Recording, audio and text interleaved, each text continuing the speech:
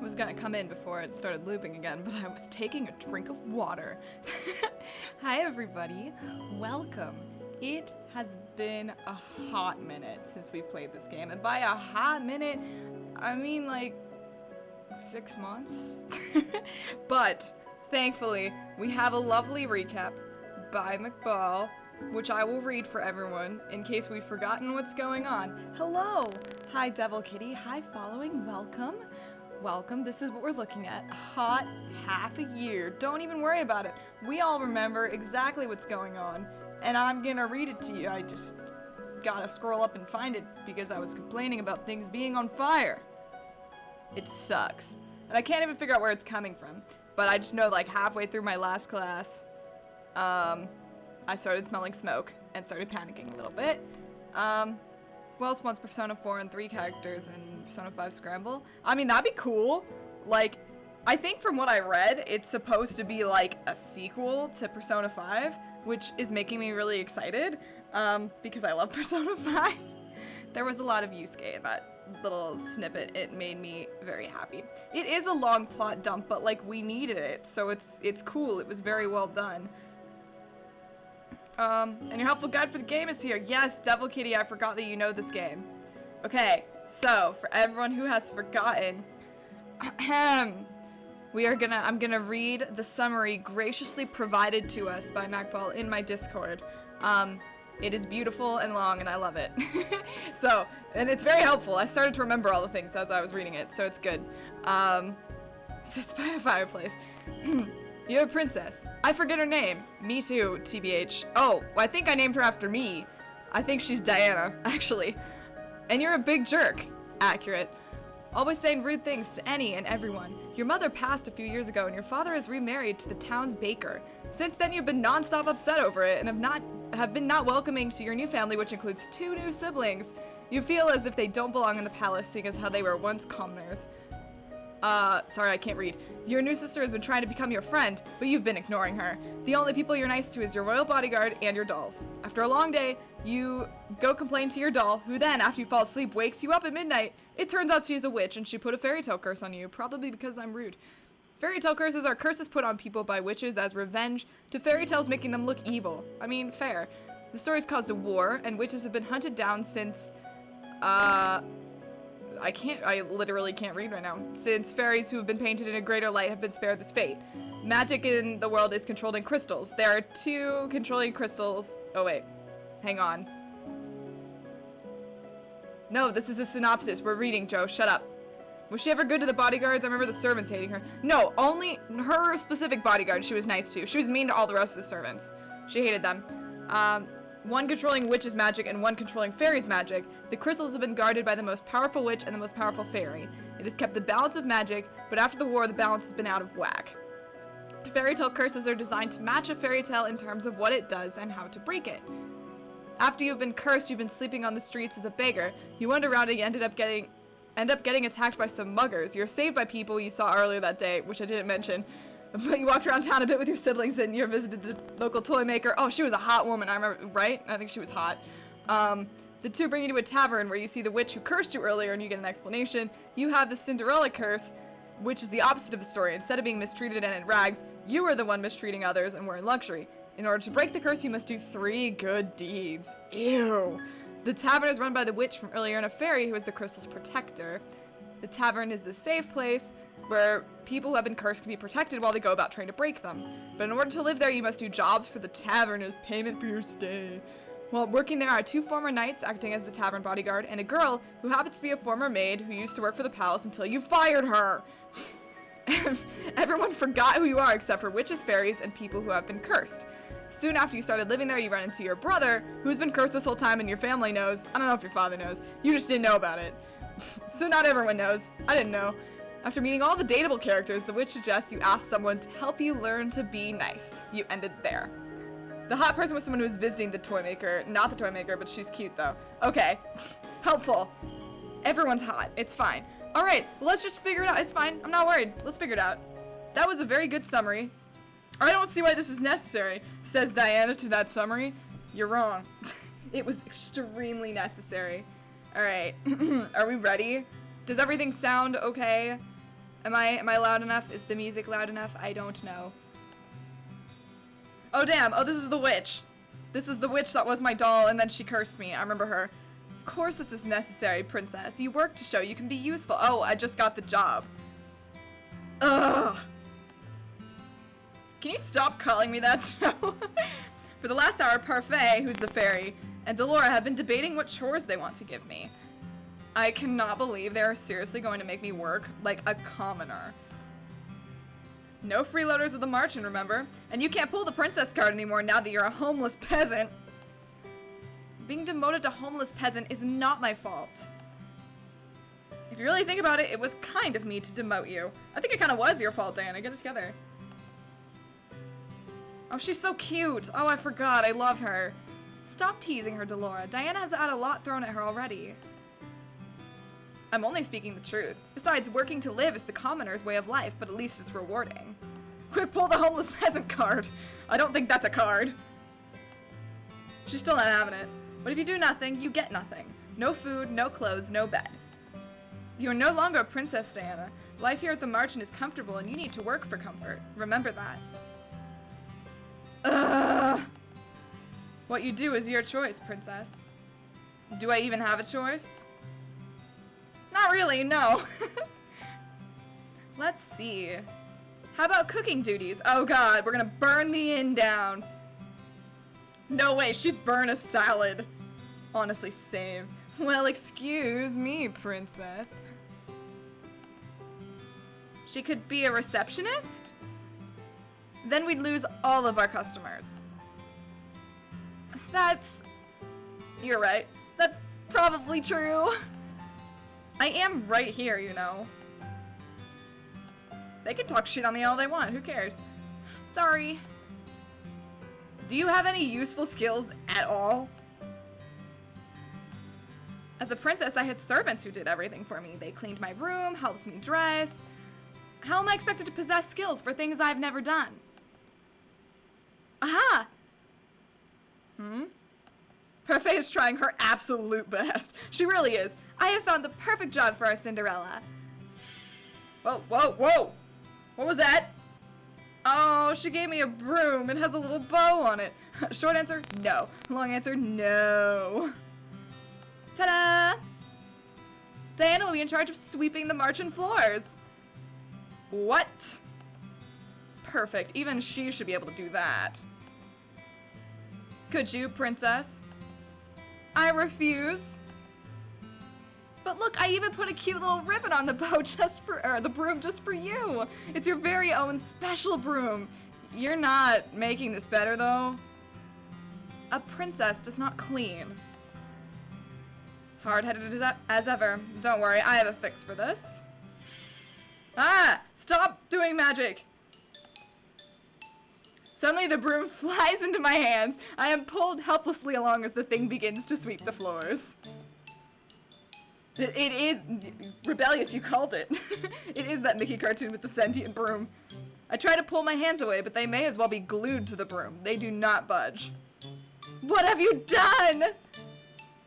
You should be thanking me. I'm helping you with your duties. Laura, isn't this a little too much? Oh, nonsense. The princess is learning useful new skills. Mr. Broom will teach her everything she needs to know. Hooray for curses. If the floor is dirty, Mr. Broom will come to life and start sweeping, and it will not stop until the floors are spotless. Fantasia. That's it. We're in Fantasia now. What? Come on, Parfait. We've got time for a cup of tea. But she'll be fine. A little sweeping never killed anyone. Okay, Mr. Broom, you don't even need a person for that. You are dreadful. Enjoy your time with Mr. Broom. Wait! Did they really just leave? She died later that day, and now we die by sweeping. Ah! Hey, slow down! The broom begins to sweep faster. Despite my protest, I'm still forced, like a puppet, to sweep the floors with grudging tenacity. Ah, they're lovely! We've done such a good job. Mr. Broom is my favorite character. I can barely catch my breath after that. Oh my god, look at it. I love it. Oh, hello, Karma! Princess, Parfait sent me to check. What's up? How lovely! It's so clean I can see my reflection on the floorboards. I'm impressed. It's a proud broom. Do not even think about stepping into this room with your dirty shoes. Goodness, I didn't know princesses could be such terrifying creatures. You are aware that the Marchant is opening soon, yes? The floor isn't going to stay clean forever. Guys, Mr. Broom is clearly the correct date. Then do not open the Marchant. I do sympathize with you, princess. It's difficult adjusting to the commoner's life. What would you know about that? More than you think. What? Oh, did I let that slip? That was my mistake. Didn't we start to theorize who has what fairy tale? I'm not sure that I remember everyone, so if we already theorized about it and we know, you can tell me, because I don't remember. This is the third Von Karma that was cut from Dual Destinies. Karma just smiles at me, his eyes gleaming with playful mischief. Was Karma Beauty and the Beast, or was Karma something else? I'm maybe just completely making that up. I don't know. He is definitely hiding something. Intriguing. Oh, whoa. We're in bed. My hands are red and sore from all of the sweeping I've done today. This was the hot lady you thought was the toy maker. Oh, you're right. Well, I don't remember what you guys decided Karma's curse was. Just tell me the ones that we know. It's okay. I don't know if we know any of them yet, but if we don't know, then don't tell me. I remember the salve Anise offered me when I first woke up in my room. Surely that will help somewhat. I know now. Yeah, because you played the whole game. I apply it to my hands and find to my surprise that it is very effective. Most of the redness quickly fades along with the pain. Is this what my life will be like if I do not break the curse? Forced to work day in and day out? I cannot let things stay as they are. I must act. I lay down to rest. Tiredness falls upon me like a heavy, suffocating blanket. I close my eyes and feel myself shift into the darkness of sleep. We're gonna have any cool dreams? No. Denied. No cool dreams. Despite having slept for hours, I'm still tired when I wake. Girl, it's been one day of you sweeping. Get it together. I glance back at my hands and remember the salve's effectiveness. Whatever Anise gave me really works. I should ask her to make me more. I feel like this is not the last time I will need it. I must act quickly. The sooner I break the curse, the better. I really like the music in this game. It's really good. I think you know Rumple's curse is Rumpelstiltskin's curse. Yeah, I mean, that's in the name. Those people who offered to help me are all here. Whom should I ask for help? Oh no! Oh god, who do we want to ask? Okay, so we know... Which one did I think was cute? Does anyone remember? I don't remember Rod. Is Rod our brother? Is that right? I feel like Rod is our brother. Our stepbrother. He's not a real brother.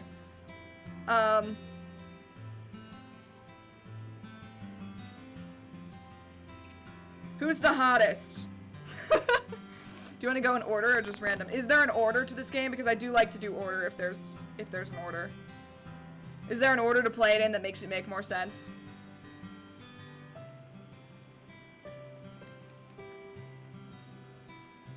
Rod first if order. I kinda, is it important to do it in order? I kinda want to do it in order. That's how I did, you know, stuff like Dandelion and things like that.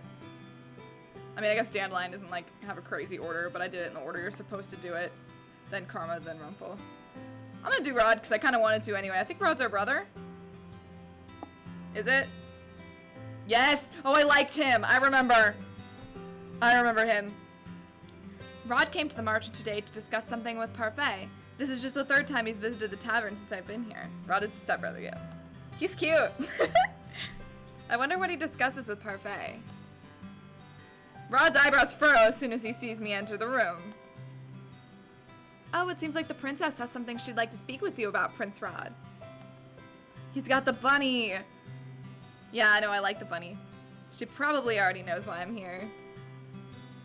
Thank you, Prince Rod, for telling me about this. I shall leave you with the princess now. Rod's expression turns grim. He clearly disapproves of me, even just being in the same room as him. As soon as Parfait leaves, he shoots a glare in my direction. He doesn't like me. What do you want? All I've done is enter the room, and he is already angry. I am still not used to being treated like this by him. Well, before he, like, didn't talk to you. So... I am here to ask you about goodness. You're asking the wrong person, Diana. Did I make the right choice in choosing to come to him?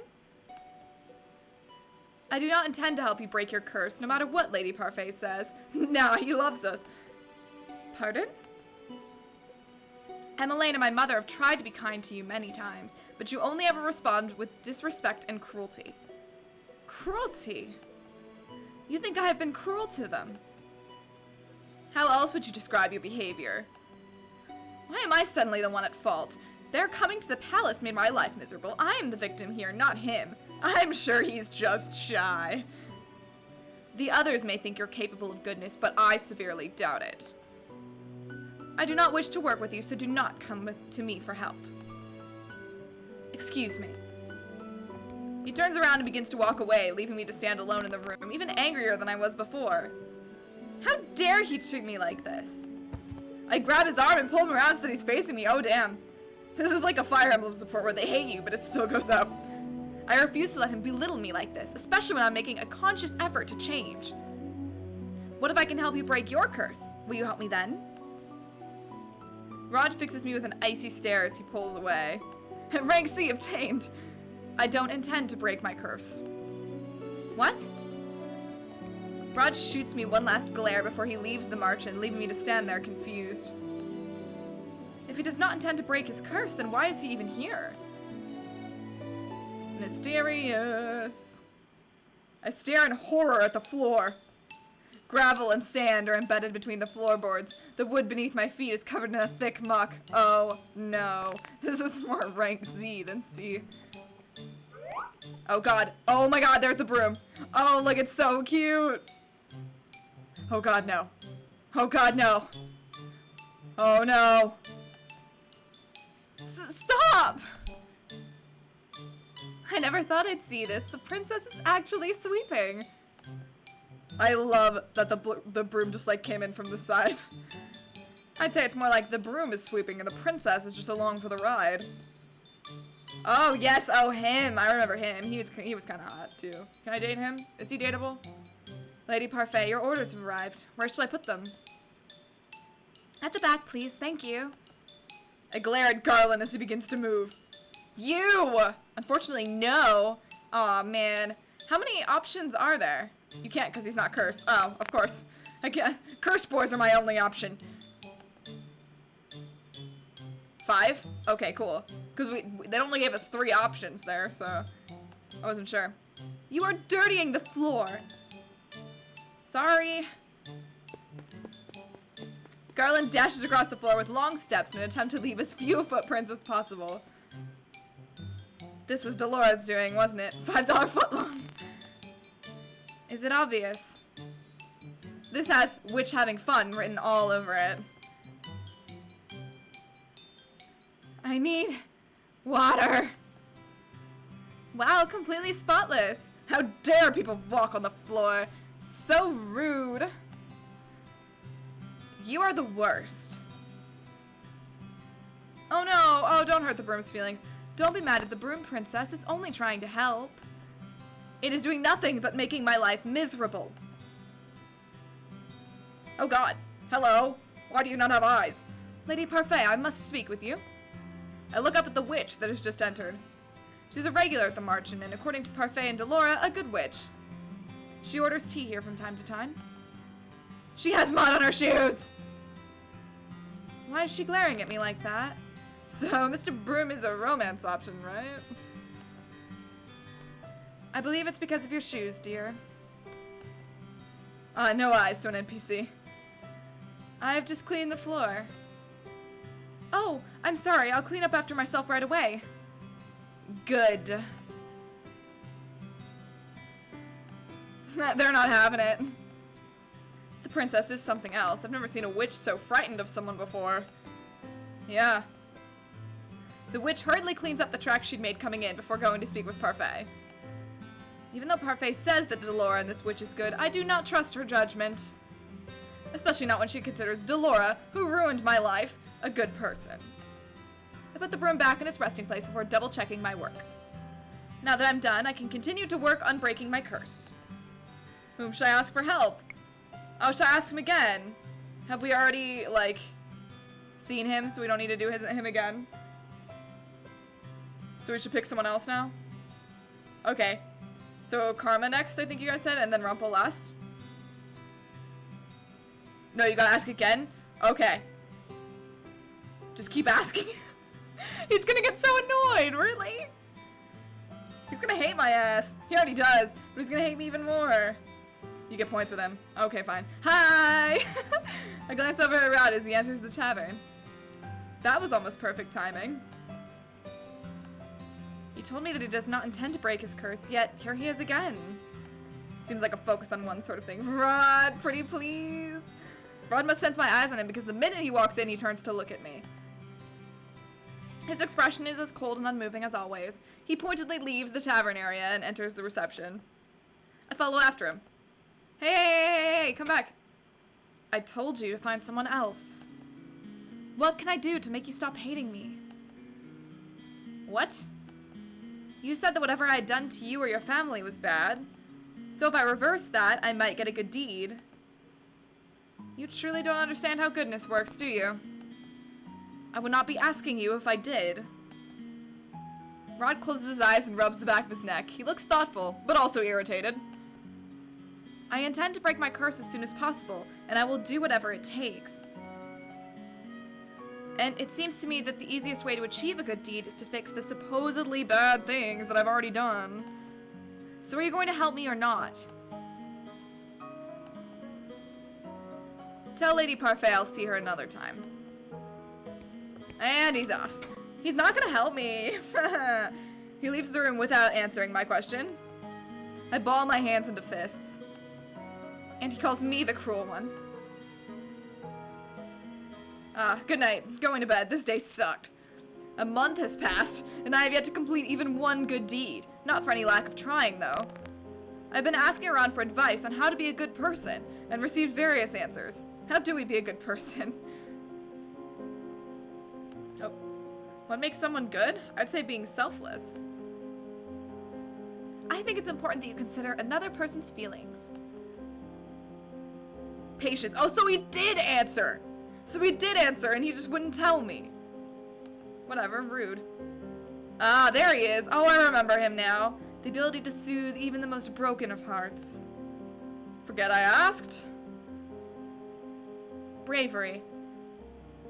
Walt, I forgot how cute you are. Loyalty. You must be beautiful, both on the inside and out. Yeah, the one you threw a tray of food at. Right. Was that everyone? Oh, so wait. He liked it. Must I be all of those things in order to be good? Broom. Sweeping. According to Parfait, I cannot just pretend. It has to come from my heart. I place my hand on my chest and consider the steady pulse of my heartbeat. That will not be easy. I close my eyes, thinking of all the possible ways I might be able to break my curse, but in the end, my mind is blank. Yeah, but Rumble's an idiot just in general. Mother, what am I supposed to do? A dream? Oh. Your personal feelings are nothing but a weakness for others to exploit. Oh yeah, we had like a weird dream about our mom at some point. That is why you do not show them. You only show them that you are strong. Yes, Mother.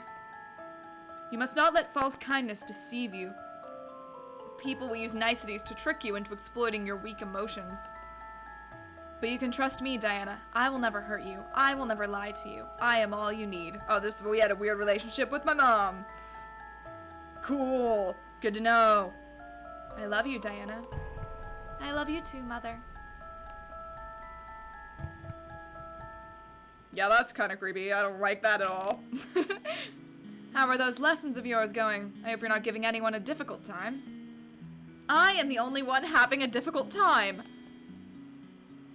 Have you tried pairing up with someone? Well, yeah, I tried. The mom seems real cool. Not a tool at all. Pairing up. Some of the people in the tavern pair up to assist each other. 2 heads are better than 1, as they say. It's not a bad idea, but the problem is with her. Who's going to volunteer to pair up with the Ice Princess? She has a point. People may not glare at me anymore, but it does not escape me that I'm still disliked. Pairing up. This really is Fire Emblem. Most of the boarders of the Margin volunteered to help her, remember? And I haven't heard any of them retract their offers. It's only a matter of time. Aww. Everyone hates me. Stop it, Delora. It's your choice, Princess. Pairing up is only a suggestion. Okay, Rod. Would pairing up with someone really help me break my curse? What if they end up being an annoyance instead? Princess? Excuse me. Princess? I'm sorry for disturbing you, but you've just been staring at your tray, and the customer's waiting for his order. Of course. Delora has me helping a niece today. The marchand is unexpectedly busy, and they cannot keep up with all the customers. Stop daydreaming, Diana. Food doesn't deliver itself. Well, I think it could.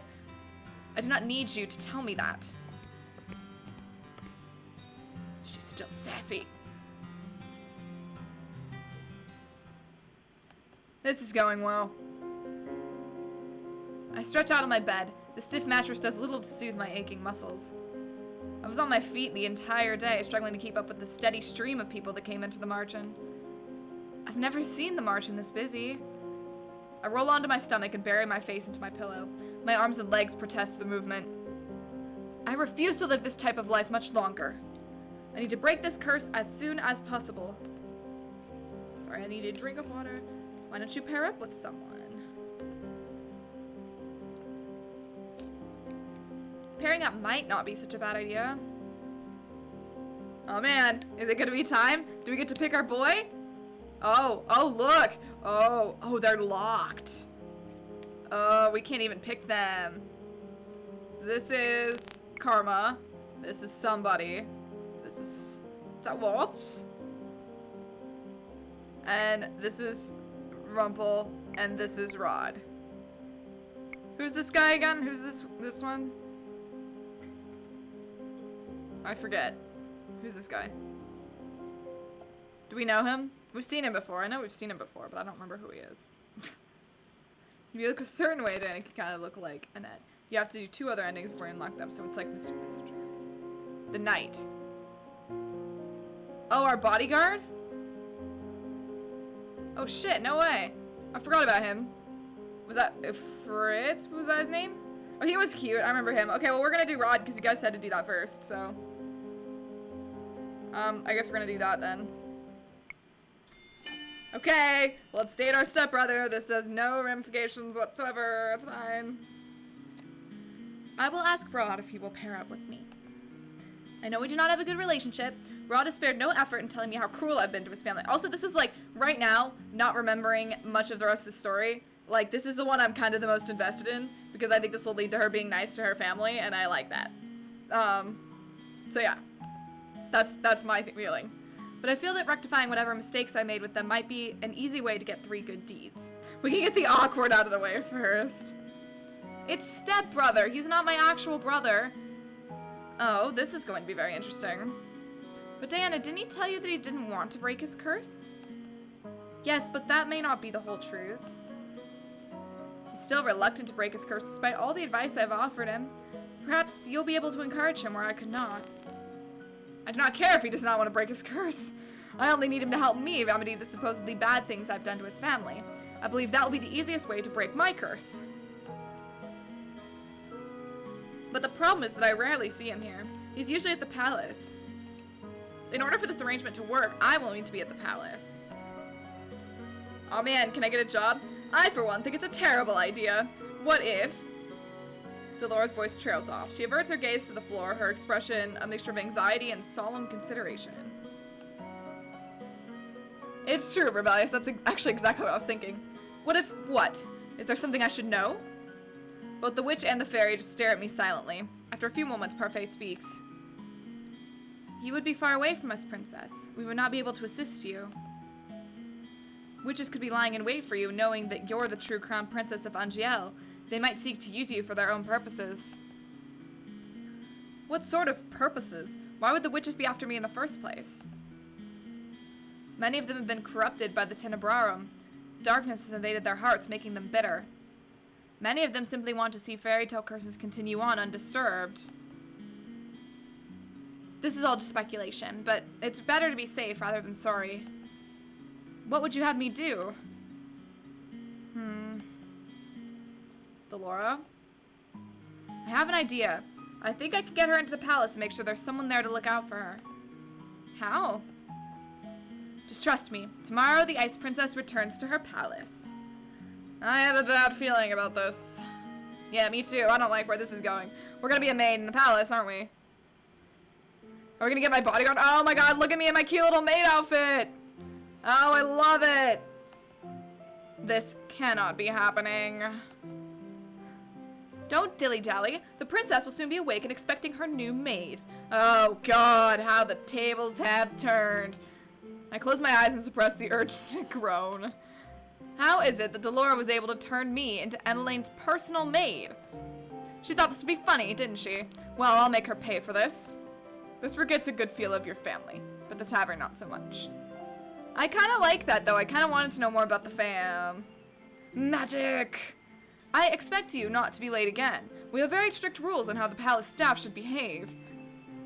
I am not exactly sure how Delora managed this. She told me she was going to cast a spell on me and that it would be over as soon as I opened my eyes. Yo, she needs a haircut. I closed my eyes and sure enough, when I opened them, I found myself here in a maid uniform. What did she do? The maid continues to babble at me. How annoying. I pretend to listen to her as she leads me through the palace hallways. Emmeline and Rod's chambers are located here. Oh! Oh, there she is, our sister! She's so cute. We come to, well, stepsister. We come to a halt when Emmeline suddenly appears from around the corner. Your Highness. The least Delora could do was make her on time. The maid ducks into a neat curtsy. Emmeline's eyes meet mine. I tense as I wait for any sign of recognition from her, but she only gives me a curious look as if wondering who I am. She clearly does not recognize me. Dude, curtsy! The maid suddenly reaches back and pulls up my shoulder, forcing me into a bow. You are in front of the Crown Princess of Angiel. Show some respect, girl. My apologies, Your Highness. She's new and clearly needs to be taught some manners. Rod can't speak only through his rabbit. This was talked about at the beginning. Okay, yes, I did vaguely remember that. But thank you for reminding me. I do appreciate it. Excuse me? Oh, please, there's no need for that. What is she trying to achieve by pretending to be kind to a palace maid? Who is she trying to fool? Your Highness, this is your new personal maid. Emmeline glances at the maid, looking confused.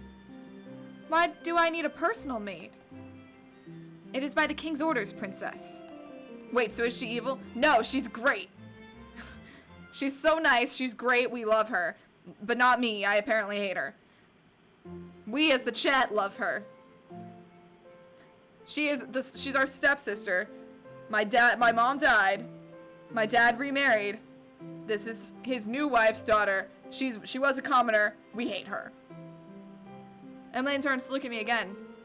There, are you now caught up? That's debatable. Oh shit, is she actually evil? Oh, don't tell me. What is your name? Right now we think she's nice. She's talking to you, girl. I scowl at the maid before facing Emmeline. No, I mean, I don't like her. I cannot believe I have fallen so low that I'm now being ordered around by a maid. We are the evil stepsister. Everyone else in the step family is nice. Diana. It's nice to meet you, Diana. I hope we can get along. Whatever. When I do not respond, Emmeline's face falls. Aww. I was just heading to breakfast with my family. Of course, Diana will escort you to the dining hall. I raise my eyebrows at the maid, irritated. There's no need for concern. I can get there on my own. I breathe a sigh of relief. I am not here to babysit her. The maid leans forward and whispers something into my ear. I don't know how it is that you landed this position, but you owe the royal family your diligence and respect. She said she didn't need a personal maid, so now she gets an impersonal maid. If you continue to show disrespect, I will be having a word with the king. Can you just do that? Man, Diana kind of sucks at this. The maid pushes me forward so that I am forced to stand next to Emmeline. At least try. She will escort you to the dining hall, Your Highness. Her job requires that she follow you everywhere, in case you require assistance with anything. But it's almost time for breakfast, Princess Emmeline. Emmeline frowns and looks at me. This is a very open monarchy. I'm so sorry. What is she apologizing for? Remember when we were eating breakfast here just a few days ago? Good morning. Ah, Dad! What's going on? Good morning. It seems you've met your personal maid. The king's eyes widen as soon as he spots me. You look familiar. Dad? Does he recognize me? No, he's gonna remember. It wasn't even days ago. It was over a month ago. That's true, I forgot. No, he's gonna remember us from that awkward time when we tried to approach him at the palace gates, right? I feel a little tremble in my heart as I consider that hope. Are you not the girl who came to the gates before? I deflate with a soundless sigh. Of course he doesn't remember me. He remembers me as the peasant. This is the first time I'm meeting you as Emmeline's personal maid. What is your name? Diana. That is a lovely name. Thanks, Dad. We're glad to have you here, Diana. Also, doesn't she look like a bunch like her mom? Maybe that's it. When we first got cursed, we went to the palace and he gave us money. I remember that. The king gives me a warm smile. The softness of his gaze makes me angry. Well, the point is that we don't... Well... Do I look a bunch like my mom? I don't know. Do you think he remembers my mom? Did they take that part away? I don't think so. He never treated me so kindly when he remembered me as his own daughter. Emmeline takes her seat while I walk to stand at the walls beside the other maids and butlers. The door opens and Rod walks inside. He greets the king, Ophelia, and then his sister. He's just about to take a seat when his eyes suddenly fall on me. Hey! Ugh. The shock is apparent on his face. This is basically Diana trying to restrain him from committing assault. Rod, is something wrong? I see there is a new maid on staff. His tone is almost accusatory. I bristle at his words and I'm about to say something when Ophelia speaks. Rod wants to murder. She's Emmeline's new personal maid, Diana. Yeah, I know. What do you think about that? Rod stares at me for a few moments, his expression unreadable. Eventually, he moves to take a seat. I stand silent and watch the royal family eat their breakfast. The small area is filled with happy conversation. The four of them smile at each other when they speak, and it's easy to see how comfortable they all are with each other. When I was still here, our meals were always so quiet. He knows! Well, yeah, he knows. But everyone looks so happy now. I bite my lip to will the heavy feeling away. Rod told me that before, but I did not want to believe him. This was all worth it just to see him pissed. I turn back to the conversation at hand. We have something very important to discuss with you, Emmeline. See, Diana, why can't you be like that? Oh? I had brought this up before, but now the matter is more pressing. Is this about... Yes, this is about the ball. Oh no, not the ball! Oh my god, I'm gonna go dance with the prince! Oh man, it is gonna be like Cinderella. Yes, Joe, it is exactly like that. Ophelia gives the king a disapproving look. Dear. I know it seems a strange proposition, but this is royal tradition. Emmeline is at a suitable marrying age. Oh my god, how old is she? And this ball may yet help her find a suitor. But a husband? Emmeline's cheeks are tinted pink. A royal ball for Emmeline? For her to find a husband? I never would have agreed to such a thing. The king never forced me into one because he knew that. I don't actually remember how old they are. I will not force you to marry someone you do not love, Emmeline. We agreed on this ball to uphold tradition. All eligible bachelors will be invited in 4 months' time, and you will choose the man you want to court you. So it's gonna be us, right? I know. Can we date Emmeline? Is Emmeline dateable? Let's date her. I did find my true love through a ball, after all. He glances at Ophelia, who responds with a fond smile. Her expressions fall back into something more worried when she looks at her daughter. How did that work? She was a commoner. How did she get invited to the ball? But what if I can't choose anyone? We will throw one ball, as per tradition. I wish I can. She's too cute. We will not force you into another ball if you do not find a good suitor, but we must uphold tradition at least once. Perhaps this will push you to think more about the future. That's the twist. Rod's not the family member you date. I will not put any added pressure on you, Emmeline, but I would be happy to see grandchildren before I have to give up my throne. Oh my god! I'm not getting any younger, you know. That is like a ton of pressure, dude. Father! I can tell that the king is trying to make light of the situation, but there is an undertone of seriousness. I will not put any pressure, but here's some pressure. Emmeline eventually sighs, then slowly nods. I understand. My gaze shifts to Rod to search for a reaction, but his expression is impassive. No reaction at all. Did he know this was going to happen? But Can I really be the princess the kingdom of Angiel deserves? I feel so unprepared. You are the crown princess of Angiel. You must be confident. Is she older than Rod? She is, right? That's why she's the crown princess? That makes more sense. And this is whoever's older gets to take the throne? Emmeline looks down, looking genuinely distressed. I'm finished. May I be excused? But sweetheart, you've barely touched her food. Well, yeah, you guys just kind of threw some big shit at her. You may. Emmeline stands up and ducks into a quick curtsy before rushing from the room. I need to follow. I do not move until I feel Rod's glare on me. I realize that I meant to follow Emmeline. Excuse me. I curtsy and follow after Emmeline. They could be twins, maybe. They look about the same age. Well, then, why is she the crown princess? Is Rod also the crown prince? Who is inheriting here? You can't eat whilst sad, and that's the worst. I barely make it a few steps away from the dining hall before the door flies open and Rod is rushing after me. Oh, damn. He was, What are you doing here? Oh God. Oh God, I don't know. Can I save? Can I quick save? I think she's older. Emma's 19 and Rod is 16. Okay. Fight! Can I save? Yeah, okay. I'm gonna save real quick. Oh, sir, however do you mean? I mean, I'm gonna answer him. I think that's better. How do I know if I got it right? Does it not tell me? Aw, jeez. So he's only 1 year younger than us. Oh, that's not bad. How old am I? Wait, I'm 17? Was I just the crown princess because I was from the first marriage? Yo. How do I know if I got it right? Aw, man. I'm here to break my curse. You expect me to believe that when you had people offering to help at the march-in? Rod's expression changes in the corner if you have the hint on. I don't know if I have the hint on. I don't know if I have the hint on.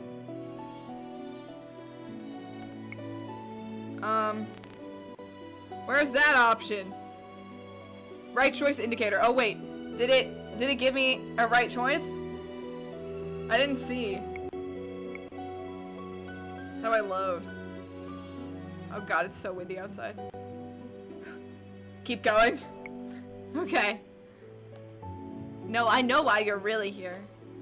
What are you talking about? You thought you might take back what's rightfully yours, didn't you?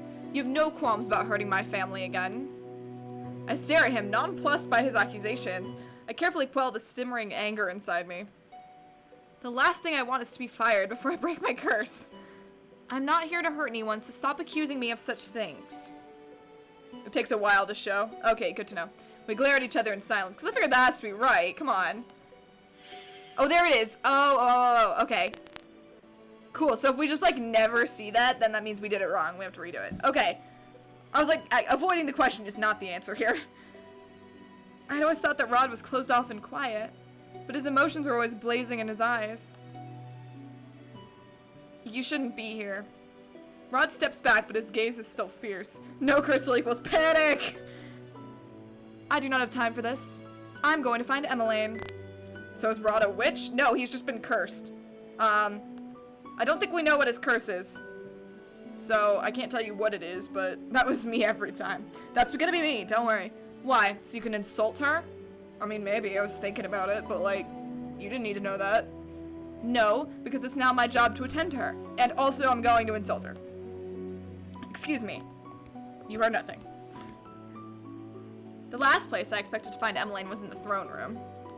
Maybe his curse is that he's a witch. Joe, that's not how curses work in this game. Much to my surprise, I find her standing alone inside, staring up at the throne. Oh! When she turns to face me, she has a guilty expression on her face. I'm sorry. What is she apologizing for? Yeah, that's the only thing we know about him, really, is that his curse involves, like, him not being able to speak. He uses the stuffed animal to talk. Like, that's it. I think that's all we know. I was very rude earlier, walking out on everyone at breakfast. Emmeline gazes back at the throne and sighs. Joe, were you not listening to my plot dump? Come on, Joe! Nakbal wrote a beautiful plot dump for us and you're just not listening. I'm sure any other girl would be happy to have a ball. I mean, it's like something out of a fairy tale. But this was covered. She sighs once again and looks down at her clasped hands. It all sounds so perfect in the fairy tales. 3 days is all it takes before everyone's found their true love. But I don't think that's how it works out in real life, do you? I have nothing to say in response when Emmeline turns her beseeching gaze to me. I don't know how I'm supposed to marry someone I barely even know. Is this really what it means to be the crown princess? There will be a test, study up on the lore. Isn't this precisely what you wanted? Excuse me? When your mother married the king, you became a princess. You went from rags to riches overnight. I cannot keep the bitterness from my voice when I speak. Your life is playing out like Cinderella's, is it not? All you're missing is the glass slippers, and even then I'm sure the king could arrange for a pair. Oh shit, we're being sassy. I cannot understand why you are so unhappy. Neither can I. Aww. Emmeline turns away from me to face the throne once more, and in the sun that streams through the windows I see something shining on her cheeks. Game Diana, you need to chill. Is she crying? Gross. I'm so ungrateful. Diana, what would you do? What? If you were in my place, if you became crown princess overnight, would you go through with the ball? For the sake of Angele's tradition? For the sake of your role? I would never do anything so worthless. The king never brought up the subject with me. I wasn't allowed to have a ball. He most likely knew I would have refused. Honestly though, same. Emmeline suddenly pats her cheeks and turns to me, a wry smile on her face. I could do with some fresh air. Shall we go to my friend's shop in town? We have only just exited the throne room when Emmeline stopped short and I almost bump into her back. Oh! Oh god! Who are you? Do I know him? He looks creepy. Your Highness, what a pleasant... Sir Mithros abruptly stops to stare at me. Uh-oh, he knows who I am! Why is Sir Mithros looking at me so intently? Is something the matter, Sir Mithros? Mithros works here, but he must be a witch or a fairy, because he knows who I am. No, nothing at all, Your Highness. I am just... He's got several triangles, so he's probably at least a little evil. Amused. Amused? He does something. He was in the intro. Is everyone cursed in this castle? Not everyone, clearly. Oh, you haven't met my new maid. This is Diana. Diana. There's something in Sir Mithros' gaze that I do not trust. The silence is stifling, so I curtsy at him. Not to him, at him. Sir. Charming. Sir Mithros turns his attention back to Emmeline. Where are you off to on this pleasant day? Wait, was he trying to hit on me before? Or am I misremembering that? And now he's gonna try and hit on her because she's the crown princess? Maybe? Maybe I'm misremembering. Oh, just off to visit a friend. Make sure you bring your guards with you, princess. If you're cursed, you're dateable. This is how this works. Okay, so maybe he's not cursed. Maybe he's a witch. I don't think he did. I'm just making that up. Of course. I thought someone was creepy towards me, but maybe I'm wrong. I wonder what's taking him so long. She stole my bodyguard too? My super hot bodyguard? How dare she? Emmeline decides to invite- oh, never mind. Never mind. Emmeline decides to invite Rod to join us on her visit. One of the guards offered to get Rod for her, but he still has yet to return. But he is creepy. Another stands with us by the gates, ready to escort us into town. Why does the king even keep these incompetent fools if they cannot find a single person? Maybe we should go look for Rod. But then, what if he gets here as soon as we go searching for him? I sigh. I will go look for him. You can stay here. But you don't need to run errands for me. She has yet to ask me to do anything. What does she think a maid even does? I look at her solemnly, not answering her. Finally, she relents. Thank you, Diana. I incline my head just slightly before walking off. Haha! I didn't do a full curtsy, but she seemed satisfied. I feel like a babysitter. I cannot believe I have to search for Rod. Here, princess, just let me abandon you alone. No, she's got a guard with her. She's fine. She's fine. Not even worried about it. It's totally fine. I turn around the corner and nearly bump into someone. I take a few steps back just in time. Oh, there's my bodyguard! Princess? Oh, he remembers me! I look up in shock. Fritz's surprise mirrors my own. Where have you been? I've been looking for you everywhere. He pauses to stare at my clothing. Fritz! I know, I think he was my favorite. Why are you wearing a maid's uniform? Fritz, you remember who I am? I would never forget you, Princess Diana. We can explain. But it does seem like I am the only one who remembers you. What is going on, Princess? The only people who remember me are witches, fairies, and... Fritz, are you... I stop when I hear the sound of approaching footsteps. Ooh, bad timing! You can't date him yet, though. Fritz turns to the sound, then stoops low into a formal bow when he sees Rod. Your Highness? Rod's impassive face twists with annoyance when he sees me. Are you dun-dun-dun cursed? Rod does not even acknowledge Fritz as he walks past him to stop in front of me. Shouldn't you be attending to my sister? I don't understand. Prince Rod, do you know why the princess is dressed like this? Oh, this is so awkward. Ugh. Rod is clearly just as surprised as I am that Fritz remembers me. You recognize her? You remember the princess too? Ugh, this is such a pain. But if you knew, why didn't you say anything when she first went missing? And can someone explain to me why she's attending to Princess Emmeline? This is... Fritz. I cut him off before he can ask any more questions. I feel Rod's gaze on my back as I turn to look at Fritz. Poor boy. He was not at the tavern. He doesn't know about the place. Yeah, he's been in the castle. No more questions. But Princess, right now I'm a palace maid. A what? It is a long story and I have no time to explain now, so do not ask. Fritz is clearly discontent. He seems to struggle for a few moments before he finally sighs and nods. Yes, Your Highness. Though it is nice to hear someone here speak my title, it will not do if Fritz calls me that on accident. It is just Diana for now. But... I turn to face Rod. Emmeline is waiting. What? The guard could not even deliver her message? God, this guard sucks. Where are you going? Emmeline wants to visit her friend's shop in town, and she wants you to go with us, Rod. Town? Ordinarily, I would not mind Fritz joining us, but right now he might just be unnecessary company. He may very well give me away. Rod barely wants to speak with me when it's just the two of us. I doubt Fritz would make him more sociable. Just go along with it. Just do it, it's fine. Shh. I'm assuming that accompanying you is not an option at this point. Yes. Fritz looks down for a moment before looking at Rod. I'm sorry to ask this of you, Your Highness, but since she refuses to let me do so, please look after Princess Diana in my place. Rod's like, no. Though. Ridiculous, I do not need to be coddled. Even if I did, Rod couldn't care less if I'm hurt. Fritz is so precious, I love him. I know, he's a good boy. I will do my best, Sir Fitzgerald. I forgot that was his full name. It's dumb. I love it. I cannot tell if he's being genuine or not. Fritz bows to the both of us. Stay safe, Diana. And you, Your Highness?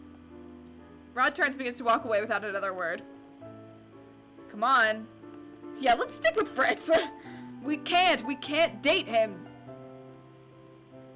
Rod is silent as we make our way back to the palace gates. I'm still thinking about what he said to Fritz earlier. Why would Rod agree to Fritz's request? Because he just wanted him to leave? I stare at Rod's back as he walks in front of me. Sometimes I cannot figure out what he's thinking. Rod, Diana! Emmeline beams when she catches sight of us. Are you ready? Rod crosses his arms. He does not look very happy with his sister. Even though Rod is younger, I cannot help but think that he often sounds like the older of the two. I am busy, Emmeline. I can't keep dropping everything whenever you want to leave the palace. I'm sorry, but I just really needed some fresh air today. You can get plenty of fresh air on the palace grounds. I felt I needed to be off the palace grounds.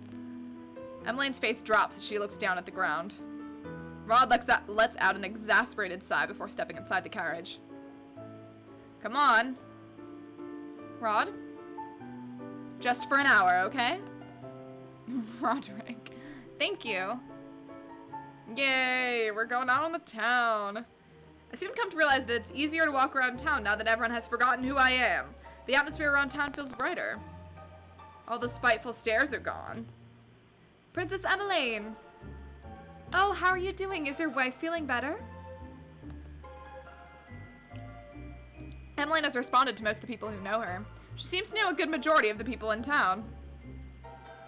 I hang back as Emmeline speaks with the man. The night escort hovers somewhere nearby, watching for disturbances. We're going to take longer than an hour if she continues like this.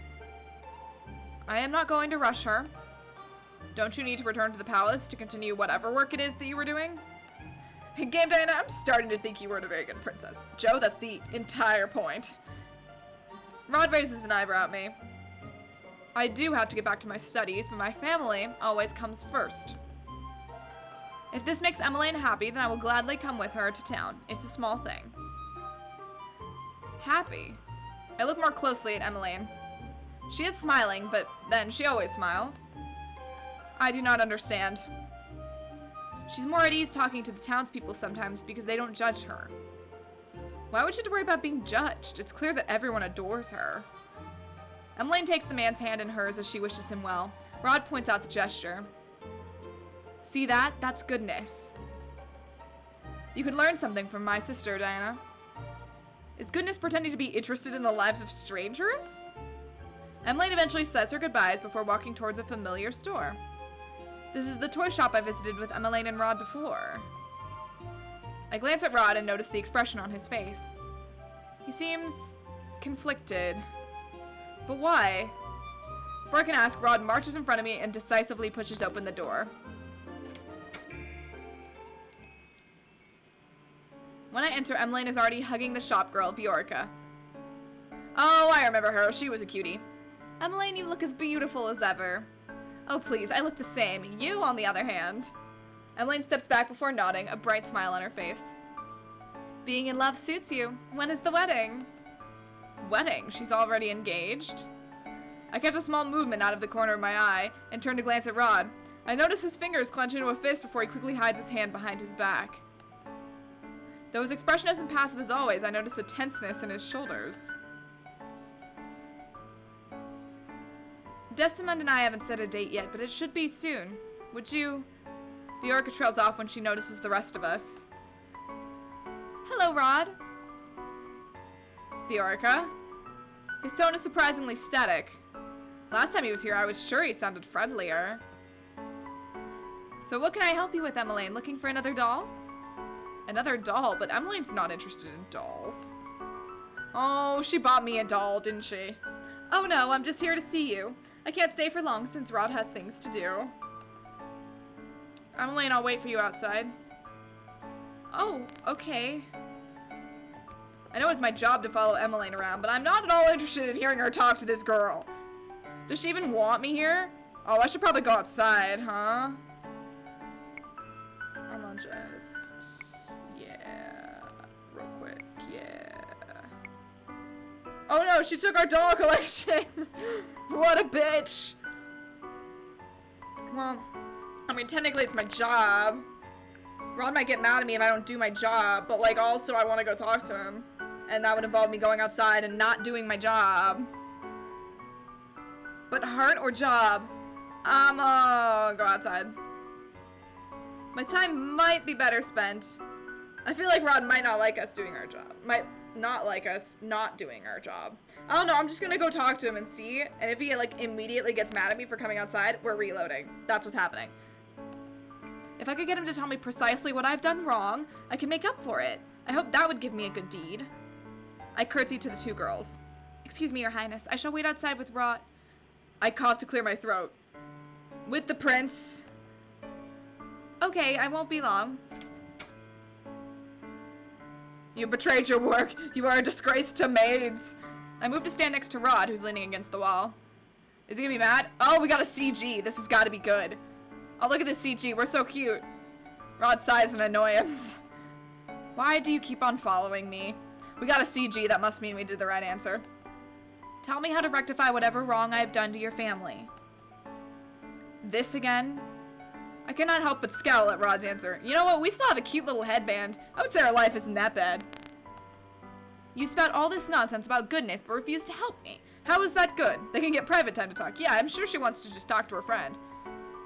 You haven't given me any reason to help you. What? If you're not serious about genuinely learning how to be good, then I'm not interested in helping you.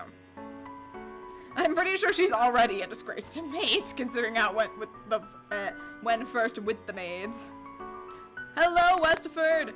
You have missed a little bit. Basically, we've chosen this boy as our lifelong companion. We're going to try and to date him and get with him. In order to do that, we've become a maid at the palace. We used to be the princess. There was a whole plot dump. It's in the Discord. It's important, but whatever. It's cool. Fine. Then I will make normal conversation. Who is Viorica to you? Girl, listen. He is our stepbrother. That's important.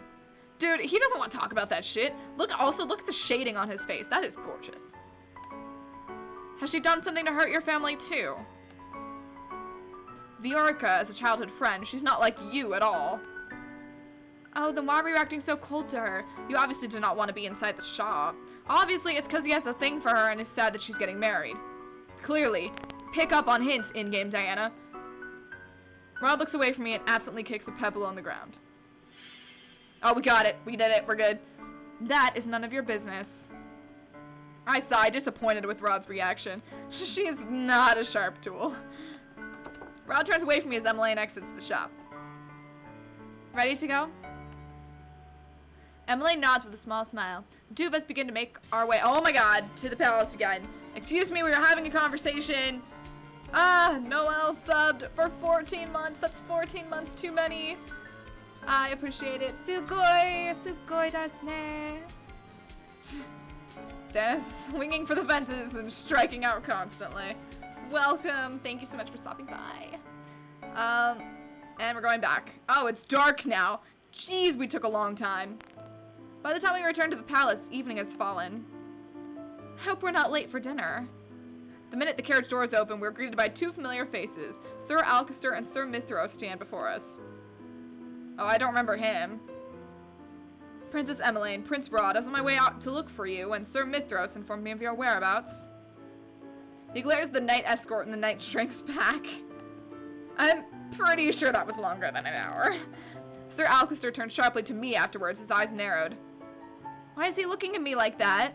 Is this as good as Mr. Love's Queen's Choice? I don't know. I don't think I've played enough to make a decision. It's pretty good. I like it. But, I mean, Mr. Love's Queen's Choice is, like, God tier, so, you know. If you haven't played that, everyone, you should. Rod is yelling objection to us. Does he remember me? It was getting late, and the Queen was worried. I'm so sorry. Princess Emmeline, Prince Rod, it's almost time for dinner. Please let me escort you inside. Alcester is the captain of the guard, and Fritz's dad. Oh, I forgot. You're right. Have we met him? I don't remember. Sir Mithros gestures for them to follow him. I'm about to follow after them when Sir Alcester suddenly moves to block my path. His eyes are cold. He opens his mouth to say something, but then closes it and shakes his head. You are dismissed, girl. You may go back to your quarters. Oh, so he doesn't remember me. But that is an order. His gaze is piercing. Even when I was the princess, I was not able to stand up to that gaze. Yes, sir. After dinner, I make my way back to the room assigned to me. As I walk down the hall, I notice Rod heading in my direction. Hello, Rod. He suddenly grabs my arm and pulls me away down the hall. Oh my god, drama! Ah! Where are you taking me? Rod does not answer and just continues moving until we reach an unfamiliar door. What is going on?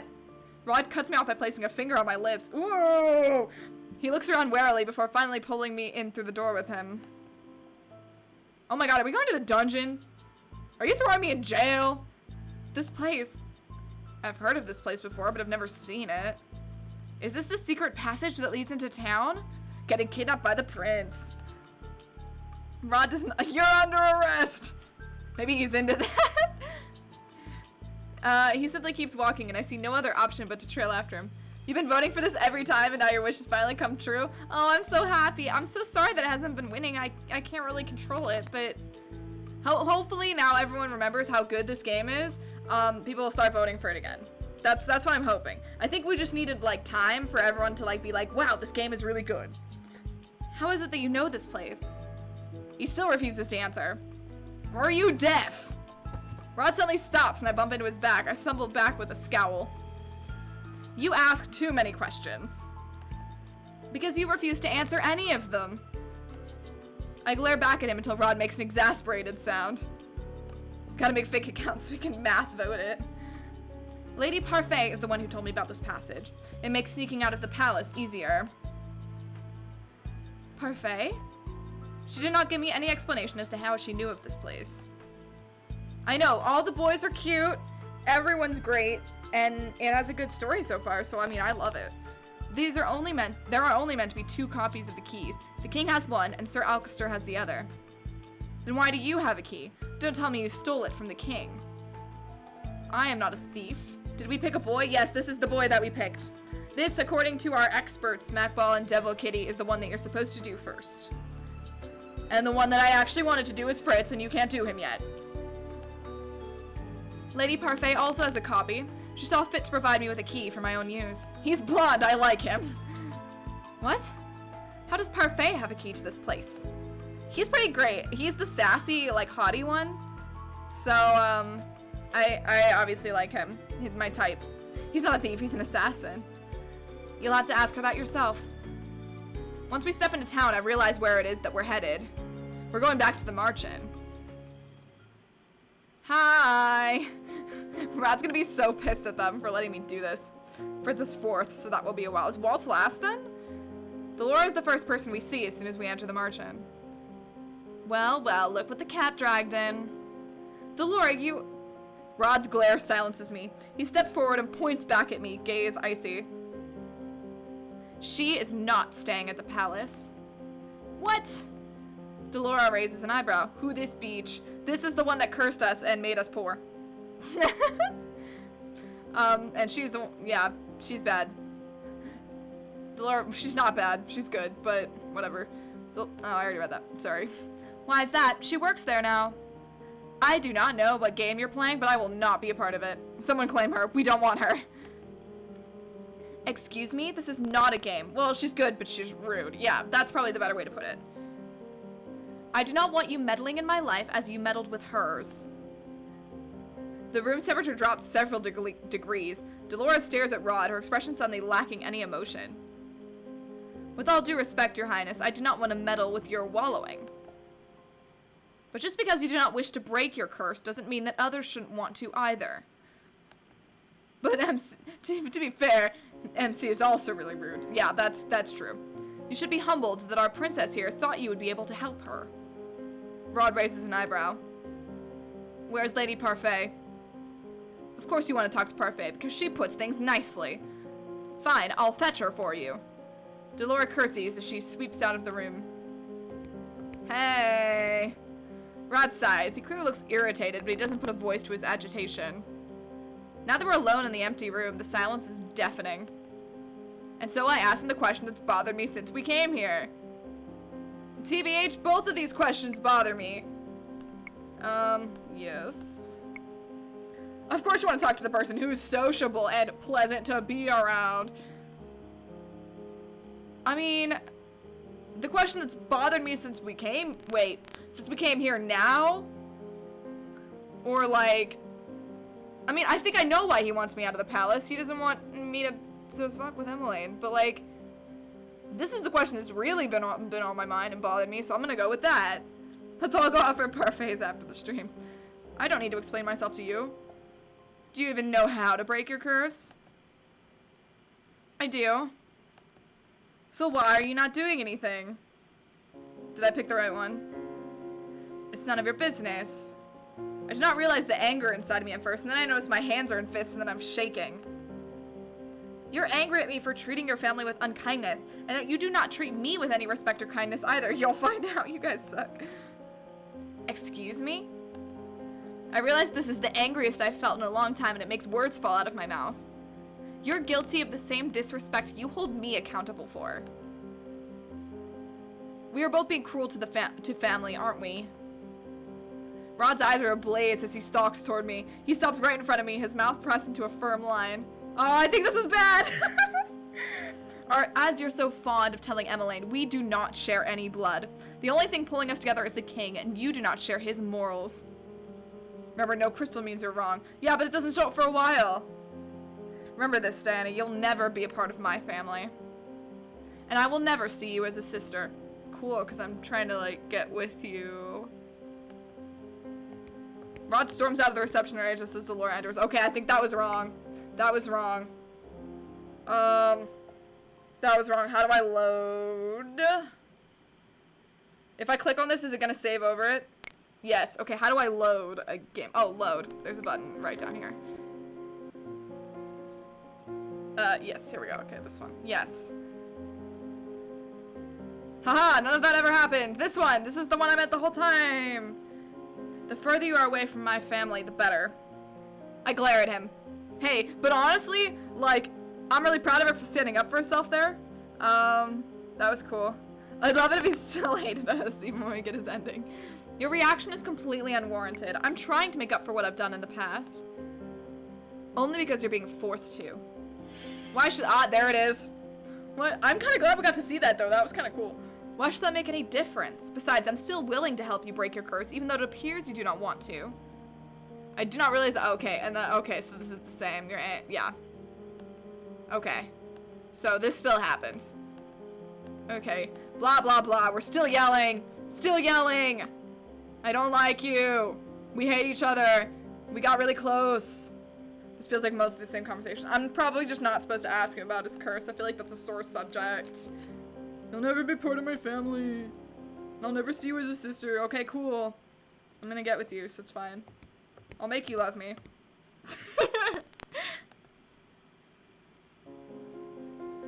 Sorry, looks like Parfait wasn't in. She pauses, then gives me a wry smile. Were you listening at the door? It would stop when stuff is new. Oh, okay, that's interesting. Seems this partnership's going well. That doesn't sound threatening at all. I throw my hands up in anger. He is infuriating. Hence why I like him. I always like the infuriating ones. Ask about his curse like you ask about people's bad habits in Matchmaker. Not as helpful as you thought. I was surprised you were asking for his help in the first place. All I have been doing today is following around Emmeline, and he still finds reason to snap at me. In his eyes, I can do nothing right, even though I'm making an honest effort to break my curse. Delora eyes me as she slides down into a chair. Has he told you anything about his curse? Nothing useful. Delora sighs. Boys can be so secretive about the silliest things. Rod has been aware of how to break his curse from the very beginning. Then why hasn't he broken it? I have no idea. I think the only other person who knows the full terms and conditions of Rod's curse is Parfait. Parfait? Parfait's known Rod for a while. She convinced him to keep coming to the march even after he gave up on breaking his curse. Parfait also thinks that working with you will convince Rod to try finding another way to break his curse. That sentence was weird for some reason. Another way? Don't ask me. I don't know much about his curse either. But if you keep trying, you might convince Rod to talk. I doubt that very much. It seems all I'm doing is convincing Rod that I do not deserve to break my own curse. Delora looks at me curiously for a few moments, then she grins. I have an idea. If it's another terrible idea... Oh no, this one's much better. I'll just stick around with you. You know, watch out for you. What? Delora, watch out for me? Oh god. Magic. Oh my god, she's doing the doll thing again. Define better. I'm surprised when Delora suddenly stands before me in her doll form. There's no way you and Rod are going to sort yourselves out without some kind of help, so I'll be tagging along. It's much easier when I'm travel-sized, She's putting a spell on us, making us kawaii. No, she did not make us kawaii. She made herself kawaii. Why do I feel like she'll only make things worse? Delora's gonna wing woman for us. Come on, then. Delora somehow manages to jump into the front pocket of my apron, which is thankfully large enough to fit her doll body, conveniently. Let's go find us the prince and get ourselves back to the palace. You missed Mr. Broom. She entered chibi mode. Oh god, chapter 4 already. How many chapters are there? Are there a lot of chapters? Because, I mean, we're still cruising, like... It's been more than a week since Rod and I returned to the March Inn. He's been avoiding me ever since that day. 10. Okay, cool. Not that we have much cause to be around each other nowadays. I'm constantly on my feet preparing for Emmeline's ball. This is ridiculous. Better to be busy than bored, princess. Do you really just have time to just, like, sit in my apron? I stopped for a moment to better balance the pile of fabrics that I'm carrying. One of the maids has ordered me to bring this to a designated room so that it can be sorted out. I'm being reduced to fetching and carrying. And I've made no progress on accomplishing my first good deed. I doubt that simply following orders from other maids will help me get my first good deed. I feel a shuffling in my pocket and then notice Delora peeking her porcelain face out. Better to obey rather than disobey, at least. You're not going to get a good deed being stubborn. Anyway, you've got to put yourself out there a bit more, princess. You can't just do whatever's convenient for you. That's not good. Delora has been no help at all. Wait, I recognize this place. Isn't this where your room is? I stop in front of the door to my old bedroom. Ever since I came here, I've been ignoring this room, not wanting to see what the king did to it during my absence. Congratulations, you've accepted a fetch quest. Do you not want to go in? Why should I? It's not as if it were my room anymore. Oh, you're no fun. Aren't you curious about how it's changed? I would be lying if I said that I wasn't. I guess a little peek would not hurt. Oh my god, what's it gonna be? Oh, it's just my room. It's now a bathroom. I step into the room and close the door behind me. It's like stepping into the past. The room is exactly as I left it. It seems completely untouched. Is she gonna turn back into her real form? Moments later, Delora's standing before me in her human form. It looks like someone's been dusting in here. Strange, considering no one should remember who this room even belongs to. And there, sleeping in bed, is you! I glance around, eyes wide. Everything looks the same. I put the fabrics that I'm carrying down on my bed and make my way to the shelf where my dolls are displayed. My eyes pause on a specific doll. Yeah, that's terrifying. It's a creepy-ass doll. Gotta be Fritz, then. This one was not here before. Delora raises an eyebrow.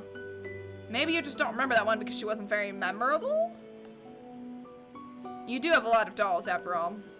No, I know each of my dolls by name. This one is definitely new. Oh, I bet Emmeline brought it for me. She looks very similar to the dolls I saw at Viorica's shop. I quickly turn to the sound of the doorknob. My eyes move to Delora, but she's already turned into a doll and tucked herself into the corner of the shelf with the rest of my dolls. Emmeline stands in the doorway, eyeing me curiously. Diana, what are you doing in here? I made a mistake and thought I was supposed to bring these fabrics here. I hope she does not see through my lie. Emmeline shakes her head, smiling. It is not your fault, Diana. You're still getting used to the palace and its many rooms. I got lost here all the time when I first arrived, too. Okay, cool. Can we ask her about this? You're fired! This room is interesting, though.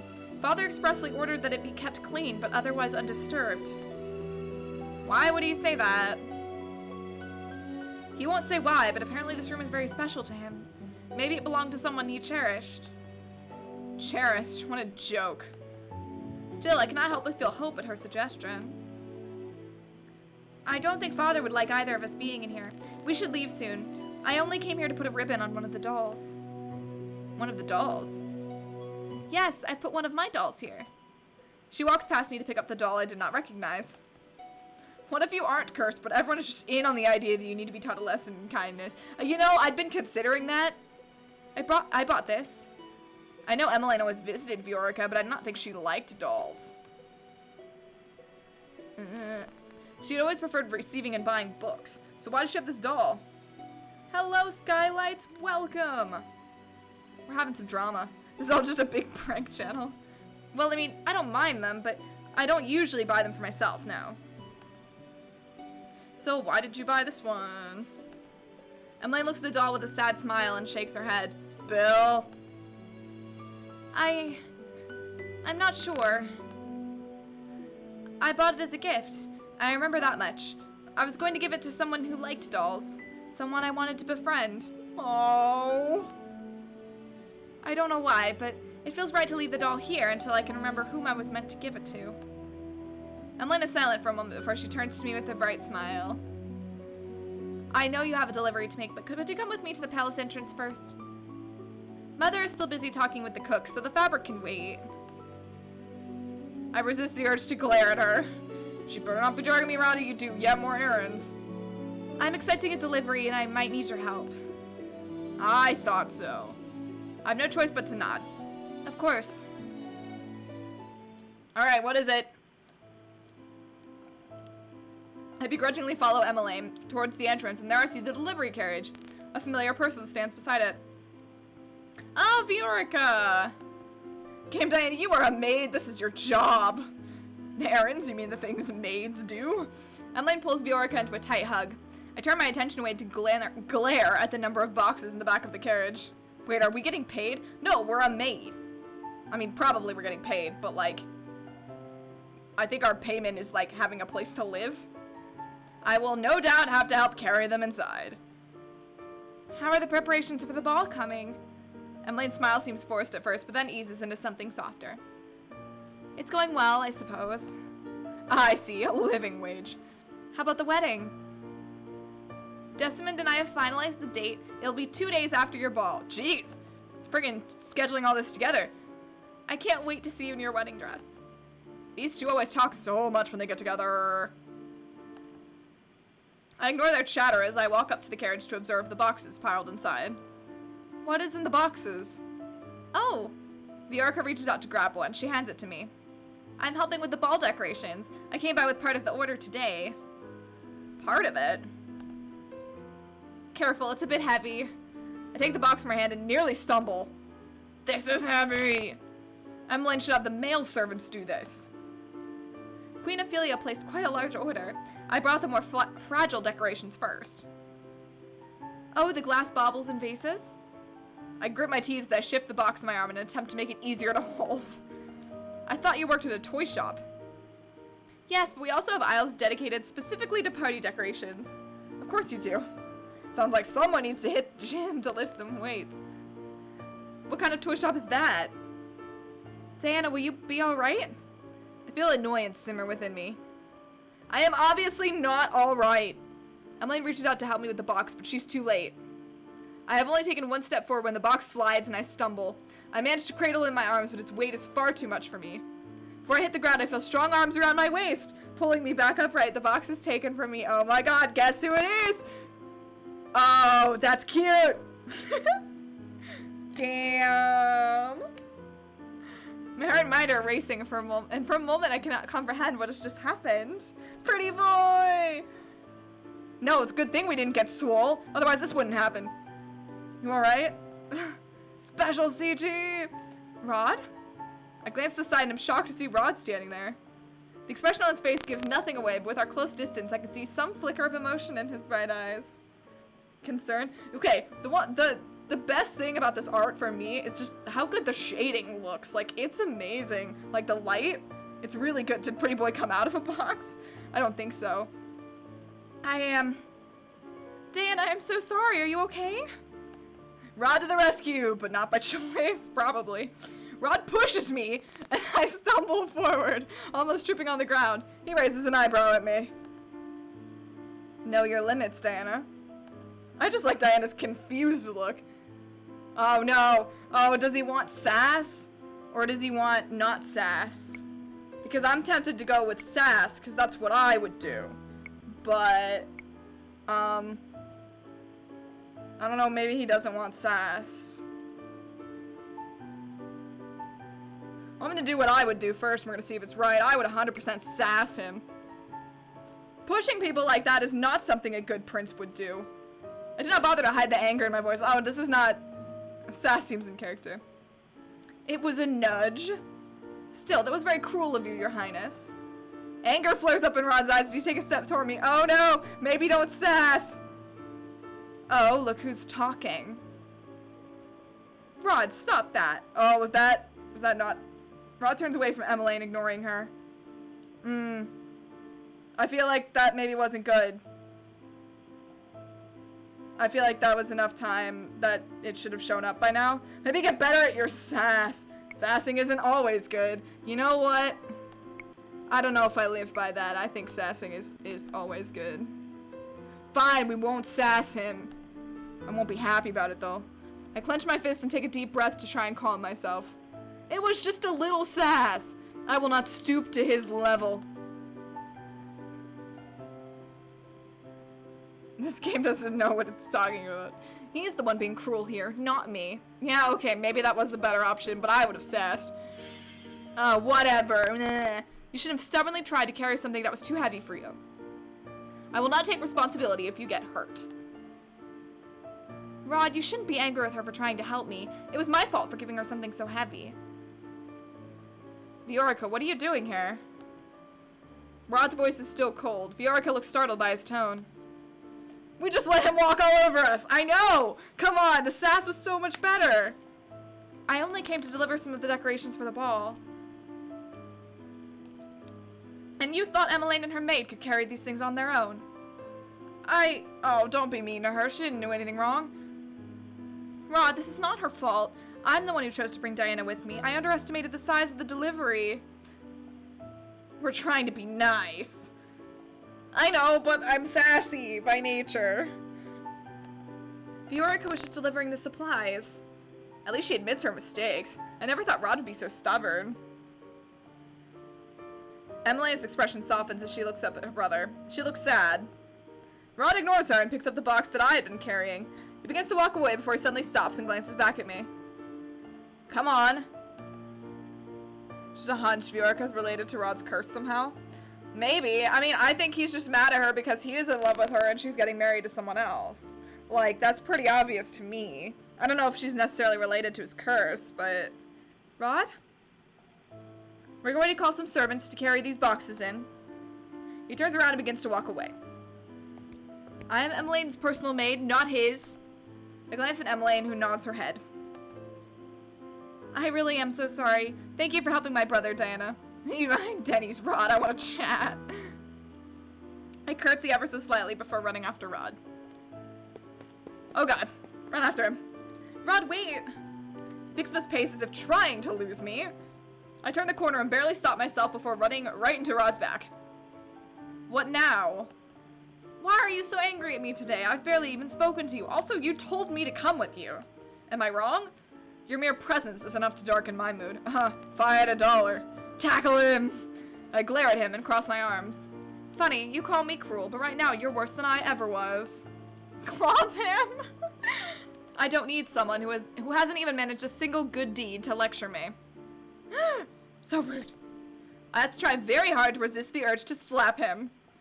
You were supposed to help me get a good deed. As I said before, I never agreed to this. I still refuse to help you. He's a fool. Rod starts walking. He's a fool to not see how much of a catch I am. Rod starts walking again, and I hurry after him. I cannot help but recall how cold he was with Viorica earlier.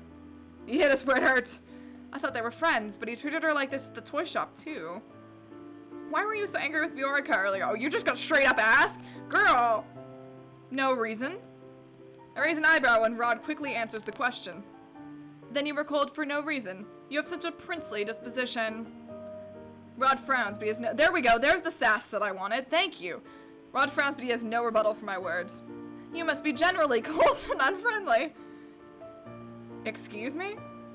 That would explain why you treated Viorica as you did. I had thought that you two were childhood friends. Viorica was always closer with Emmeline than with me. We may have been friendly once, but we've since become distant. LOL, get him! Distant? It is none of your business. Sorry, I have to drink a lot of water. This is a lot of talking. I pause as we pass by my door, remembering that I left both the fabrics and Delora inside. I make my way towards the door and open it. What are you doing? None of your business. Haha! Enjoyed your field trip? I frown when I see her sitting on my bed in human form. What would you have done if it wasn't me? Us witches have a sense for these things. Oh, that's the thing he says. Delora? Rod slowly enters the room. Hey, why'd you follow me in here? I didn't say you could. It's nice to see you here, Lady Delora. Oh, that's his rabbit. Nice to see you too, little Sebby. Why are you here? Delora shrugs as she inspects her nails. I thought I would help the princess here since someone doesn't seem very willing. Rod furrows his eyebrows at her. I didn't. Yes, I know. You didn't sign up for this. But do you really think you have a choice, Rod? Little Sebby, the rabbit. Delora looks at Rod pointedly. You know the consequences if this fails. Rod looks away, expression conflicted. What? Consequences? What are you talking about? Consequences for not helping me with my curse? Rod sighs heavily before turning back to Delora. He does not pay attention to me.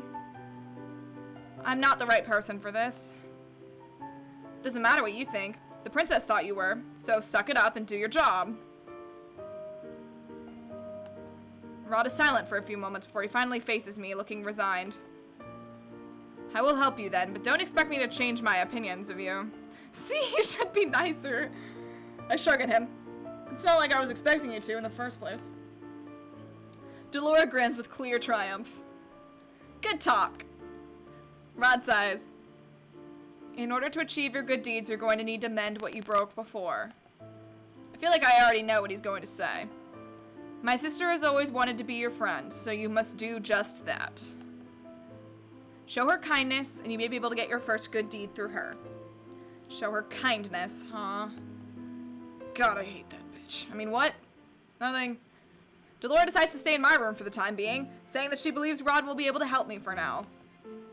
Later, I make my way to the dining room with the fabrics and see Emmeline and Ophelia inside. Diana! Ah, I see you have the fabric. Thank you. Oh, I'll show her kindness, alright. Become friends. Can you give us something easier? Ophelia takes the topmost sample of fabric and begins to inspect it as Emmeline walks up to me. Where's Rod? He returned to his studies. Oh, right. He has history lessons today. And I am yet to finish my history homework, which is due tomorrow. As Emmeline muses aloud, I ponder what Rod told me earlier. I must become Emmeline's friend. But is that really a good deed? I hope Rod didn't send the servants out before he went back to his room.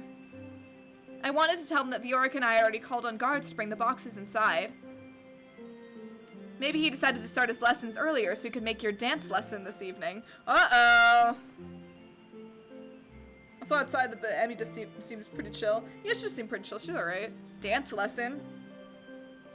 Father wanted to hire the best dance instructor in Angiel, but I honestly feel more comfortable with Rod teaching me. He's a good dancer, so Father's allowed it. How the hell did he learn how to dance and you didn't? Let's dance with her. Oh my god, can we woo her? Like, that would be the ultimate, like, script flipped here. That's a surprise. I did not know Rod could dance, but we're gonna find out. He used to prefer singing, but then Ophelia, he can sing? Oh my god, marry me. Ophelia trails off. I know that she's talking about the fairy tale curse, but I did not expect her to divulge such information to a maid like myself. He's decided to focus on his dancing for the past few months. Ophelia glances down at the fabrics, then looks up and smiles at me. Diana, would you mind helping me with this? I obediently walk over to the fabrics Ophelia wants me to look through. They are all apparently samples for the tablecloths that will be used during the ball. Little Sebby could sing for him. He can sing his dance. He's basically a bard. This is going to be a long day. Do we get to dance with him? That would be fun. Rod comes immediately to the throne room after his history lessons to start on his dance lessons with Emmeline. I am only standing here because she is my responsibility, because it is my responsibility as her personal maid to watch over her as she practices. We become friends, but what if we went a step further? It's just because we're a bud, Joe. There's no other reason. I watch as she steps out of rhythm and Rod sighs at her. You're doing it wrong. That's the 10th time. Sorry. Dancing is hard. Okay? Again. They start from the beginning, and I am unable to stifle my own sigh when Emmeline messes up at the same step. Again. This would make the 11th time. I really am terrible at this. Would you rather have the royal dance instructor teach you? He has more experience teaching than I do. Oh no, I really do want you to teach me, Rod. Oh girl, no, I'm the same. I would totally mess this up, like, repeatedly. I'm sorry that I'm such a slow learner. I actually can't dance. Like, I'm really bad. You were always good at everything. Singing, dancing, cooking. Prince Rod cooks? Yes, Rod does cook. He's very good at it. mess up on purpose so I could dance with Rod more. I mean, sir. You didn't have to tell her that, Em. Does it really matter? I love bragging about how talented my little brother is. Someone get him some therapy. She's not okay. Ta-da. I see a tinge of pink in Rod's cheeks as he turns away. Oh, he's blushing! Oh my god, he can do everything. Is he embarrassed? Emily looks down at the floor, her smile smaller. I wish I was as talented as you, Rod. He's a cutie! I love him. Shit, he may be my new favorite. I noticed that Emmeline was overly optimistic. It was always gonna be between him and Fritz. Like, he's a strong contender because I love, like, the sassy, haughty ones. Like, that's kind of my type in dating sims. So, this is a surprise to actually no one. She always seemed to bounce back with a smile no matter how many times I pushed her away. Now I cannot help but reconsider that thought. That was fast. Still, seeing her like this only irritates me. Pitying yourself will get you nowhere. Not everyone can be perfect at everything when they first start out. How dare you tell me that? I remember when Mother gave me similar lessons. She was always such a harsh teacher, and she hated when I showed weaknesses in front of her. She made me keep practicing until I had perfected whatever it was she wanted me to do.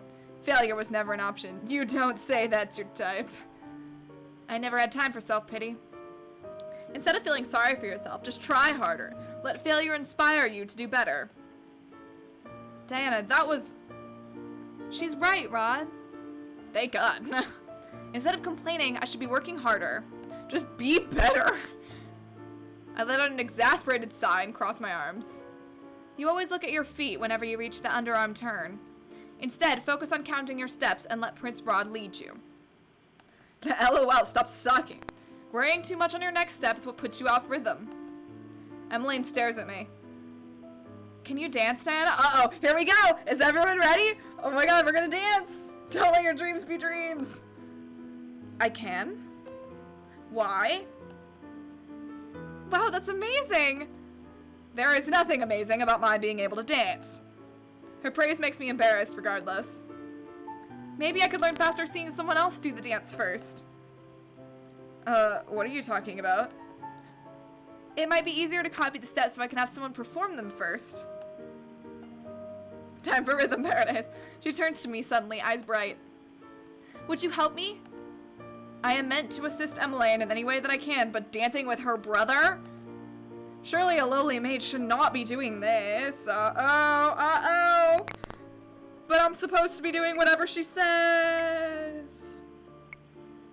But I'm supposed to be doing... Save! Is this a rhythm game? Do I actually have to, like, do something? Should I close my water? Oh, well, I feel like I'm...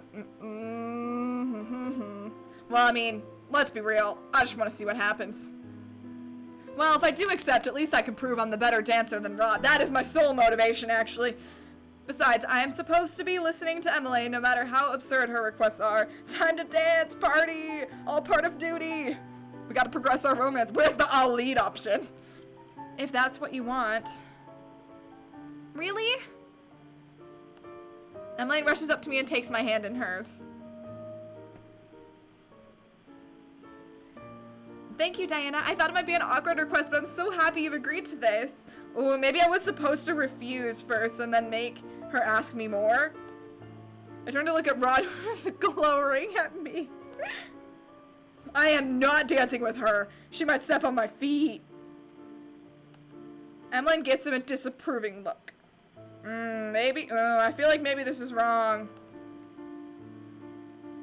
Rod, please? Rod eyes me warily. I step towards him and offer my hand. Ooh, assert dominance. Shall we? Rod scowls at me for a few moments before finally taking my hand. Wait, this was entirely worth it just to see that. Oh yeah, no, this stuff. Oh my god! Oh my god, look! Oh, so romantic! Wait, I feel like this wasn't right though. I should have seen it by now, right? I feel like I was supposed to refuse and then this was going to happen anyway. We didn't get the crystal. Now kiss! We didn't get it, right? So I should go back. It's wrong. Yeah, okay, that's what I thought.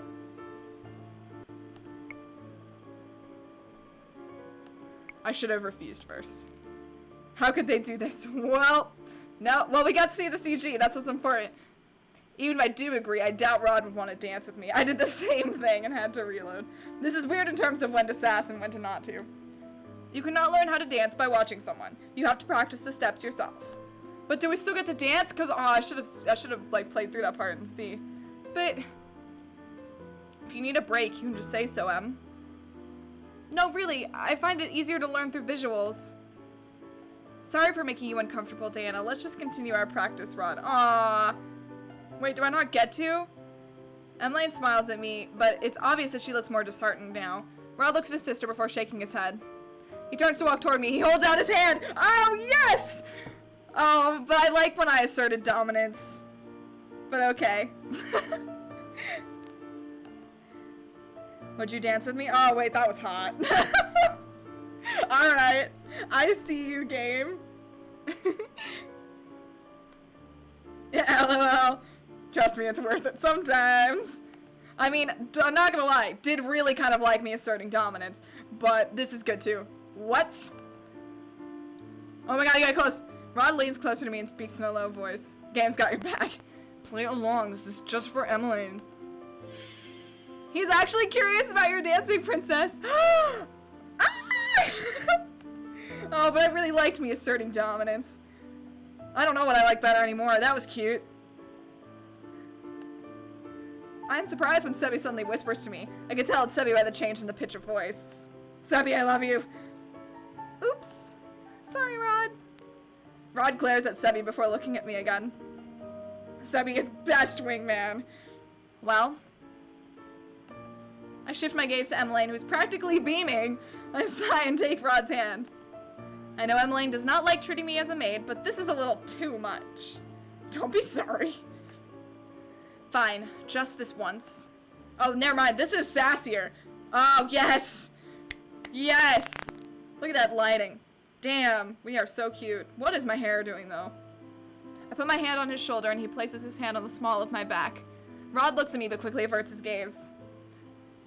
Is something wrong? I didn't think I would ever have to dance with you, is all. Neither did I. Rod looks at me again.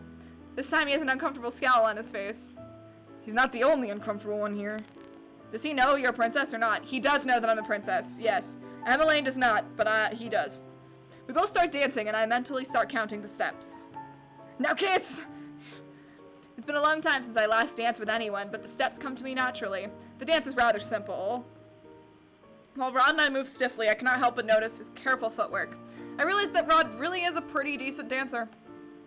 Of course, I would never openly admit that. When we stop, I hear Emmeline clapping her hands as she looks at the both of us in awe. You really are a good dancer. Nothing like dancing with your stepbrother. It's only chapter 4, ain't no kissing yet. Thank you so much for showing me the steps. Now I know for sure what to do during that part. I just shrug at her before stepping back into the corner. Emmeline takes her position in front of Rod once more. This time she has a bright smile on her face. I cannot believe something as simple as that has made her so happy. At the end of the day, Emmeline has managed to do the steps correctly. She tells me many times how grateful she is for the help. After practice, I return to my room and retire to bed. I think about how happy Emmeline was. How can such small things make a person so happy? I mean, it's chapter 4 we've already shown. Hand-holding. You stepped out of rhythm again, Diana. But Mother, this is really hard. A princess never complains. You must perfect this waltz by tomorrow, otherwise I will not allow you to play with your dolls for the day. But if you have time for objections, you have time to push yourself harder. Now, once again from the top. Oh, damn, look at him. Oh, this is cute. Well, that was random, but okay.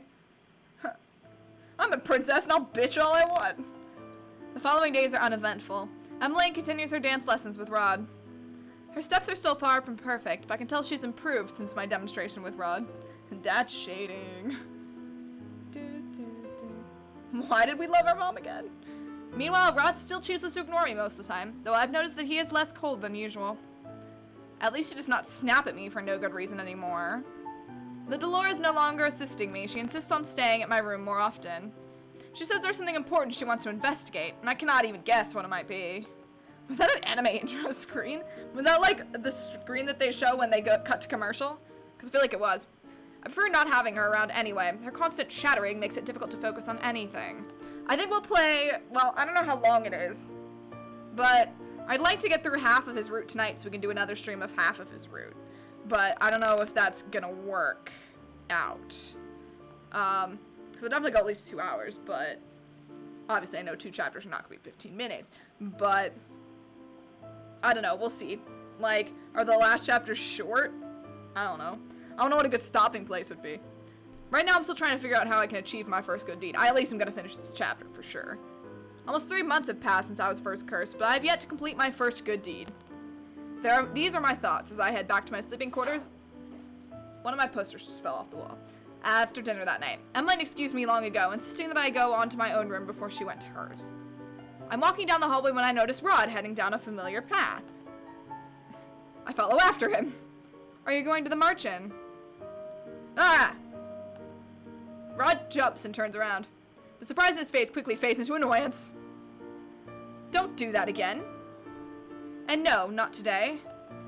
Since I came here, I found out that Rod occasionally sneaks out of the palace at night through the secret passageway to go to the march-in. Even now, I'm still confused as to why he goes there. He said before that he'd given up on breaking his curse, which makes me wonder why he still visits. It also makes me wonder why he would refuse to break his curse in the first place. Is he okay being the way that he is, or is his curse just really difficult to break? If you want halfway, that would be end of chapter 6. And there, yeah, I know, that's what I was thinking, but, is that gonna be like a really long time? Like, I'm okay with going, I don't have anything else to do tonight, but I don't want it to be like crazy long. He has a bunny because that's his curse. Wes, you can only technically talk through the bunny. Is he okay being the way that he is, or is his curse? Oh, I already read that. It might be. We'll see. Why were you cursed, Rod? I am not answering that question. Why? I cannot help you break your curse if you refuse to tell me anything. I told you before that I do not need your help. But I chose you as my partner. You help me and I help you. It's highly likely that breaking Rod's curse will also count for a good deed. Rod scowls at me and crosses his arms. Yes, Bunny is Sebi. And be a little shit. He's great. We need pamphlets for the chat with plot on it. I'm afraid that this isn't how this works at all. The sound of footsteps keep me from coming back with a retort. We both turn to see Sir Alcester approaching us. Doo-doo. Prince Rod, good evening. Wow, he just, like, stepped the hell in front of him. Hey, Twy. Welcome. Good evening, Sir Alcester. Sir Alcester turns to me and raises an eyebrow. Shouldn't you be attending to Princess Emmeline? Rod silences me with a look. He moves to stand in front of me, shielding me from Sir Alcester's gaze. We were just about to go to her. Let's go, Diana. Rod strides away, and I quickly curtsy to Sir Alcester before following after Rod. Oh, romantic. I can still feel Sir Alcester's eyes on my back as I walk away. I try my best to suppress a shudder. Rod and I walk through the hallway in silence. We both stop in our tracks when we hear the clattering of silverware. I look around and realize that the sound has come from behind a set of doors that's slightly open. The dining hall? Oh no! That's Emmeline's voice. We do not see Emmeline when we enter the room, but there's a dizzying array of cutlery set on the table. Emmeline? Emmeline surprises us both by crawling out from beneath the table. She flashes us an embarrassed smile as she gets to her feet, holding several forks and knives in her hands. Soon the doors to the dining hall will be locked. What are you doing here? You should be getting ready for bed. Sorry. I eye the silverware on the table. I thought I could practice before I slept today. It's already been an incredibly long day for her, and she's still doing this? I watch as Emmeline puts the cutlery back onto the table in the wrong places. You need to rest, Em. I will after I practice the placement one last time. She smiles in before returning to the table. I don't know why a person would need so much cutlery. 1 fork, 1 spoon, and 1 knife should be more than enough for any meal. And all these glasses, if I remember correctly, this one is for water, this one is for red wine, and this one is for white wine. Oh. Oh no, we don't want to point out her mistake. That's an asshole thing to do. Wait, how did she drop it all under the table? We just want to give her the correct answer, like, I don't want to be an asshole about it. Just, like, help her. That flute is for champagne. The other is for sherry. Oh, right. But there are 2 more. The other is for juice, and the other glass is for dessert wine. The dessert wine glass will only be used during the dessert course, hence the name. And the juice glass is only used when juice is being served as a course. Otherwise, it's placed next to the water goblet. I see Rod staring at me out of the corner of his eyes. His lips twitch before he turns back to his sister. Looks like he was about to smile. I knew it! You can't be an asshole! Then what are these for? Emmeline points out the group of forks in front of her. You use those every day, Your Highness. You should know the answer. Emmeline points at them as she rattles off names. Dinner fork, fish fork, salad. Correct. You know so much about etiquette, too. You're really incredible, Diana. You make a much better noblewoman than I do. Honey, I know. I don't blame him for not knowing all this crap. Yeah, no. The only one I know, like, you know, that you have a fork for salad and a fork for regular, but, like, that's all I know. Even if I told her I was a noble, it's not as if she would believe me. I just read a lot about all these things. You read and know enough to put them into practice? That's amazing. Haha, you have no idea. Especially since you haven't been with us so long, right, Rod? Rod shrugs. He does not, much to my surprise, disagree. Perhaps you should be my teacher, Diana. I can learn so quickly from you. Emmeline quickly straightens out the cutlery. Now that I think about it, I've come to realize that Emmeline is much more than she appeared to be. It's probably because I'm forced to spend so much time with her as her maid. She's different. She's flawed and not as conceited and more humble than I originally thought. Maybe I should try lending her a hand. I may not be one of your tutors, but if you need help with your lessons, just ask me and I'll do what I can for you. Diana? Oh shit, oh that was him. I wasn't. I glance at Rod, who is once again wearing that expression of surprise. I shift my attention to Emmeline once again. You only have 1 month left to prepare, and as your personal maid, I feel it's my responsibility to help you in whatever ways I can. Diana? Wait, so this nice person is actually nice? Wow. Emmeline wipes her tears with the back of her hand, and that's when I notice something glistening on her cheeks. Oh, wipes her eyes, I'm sorry. Is she crying? Don't cry. You are extremely kind, Diana. Thank you. I will definitely take you up on that offer. I'm still looking at Emmeline when I catch a faint glow coming from the pendant on my chest. Ow! What just happened? Oh, what a pretty necklace you have, Diana. Thank you. Anyway, for now, I think the both of us would benefit from some sleep. So did I get a good deed? That's it? That's all it took? That was easy! After escorting Emmeline back to her room, I walked down into the hallway in a daze. What was that light? It seems like you actually managed to obtain your first good deed. I did not know he was still here. I look down at my pendant, astonished at what I see. Oh my god! It's almost a shoe, but not really. A piece of the glass slipper. I gingerly touch the new piece that is hanging next to my existing glass slipper pendant. Now we have to keep up the moral responsibility, though. It is real. You're not too bad after all. Did he just compliment me? What? Rod turns away. Nothing. She's trying. Yeah, I mean, I think that was good. He walks away, leaving me alone with my thoughts. Oh, come on, it's fine. Alright, here's chapter 5. Compliment? Oh my god, he smiled. Is he the one we're into? Hell yeah, he is. Good morning, Your Highness. Would you like to play with us?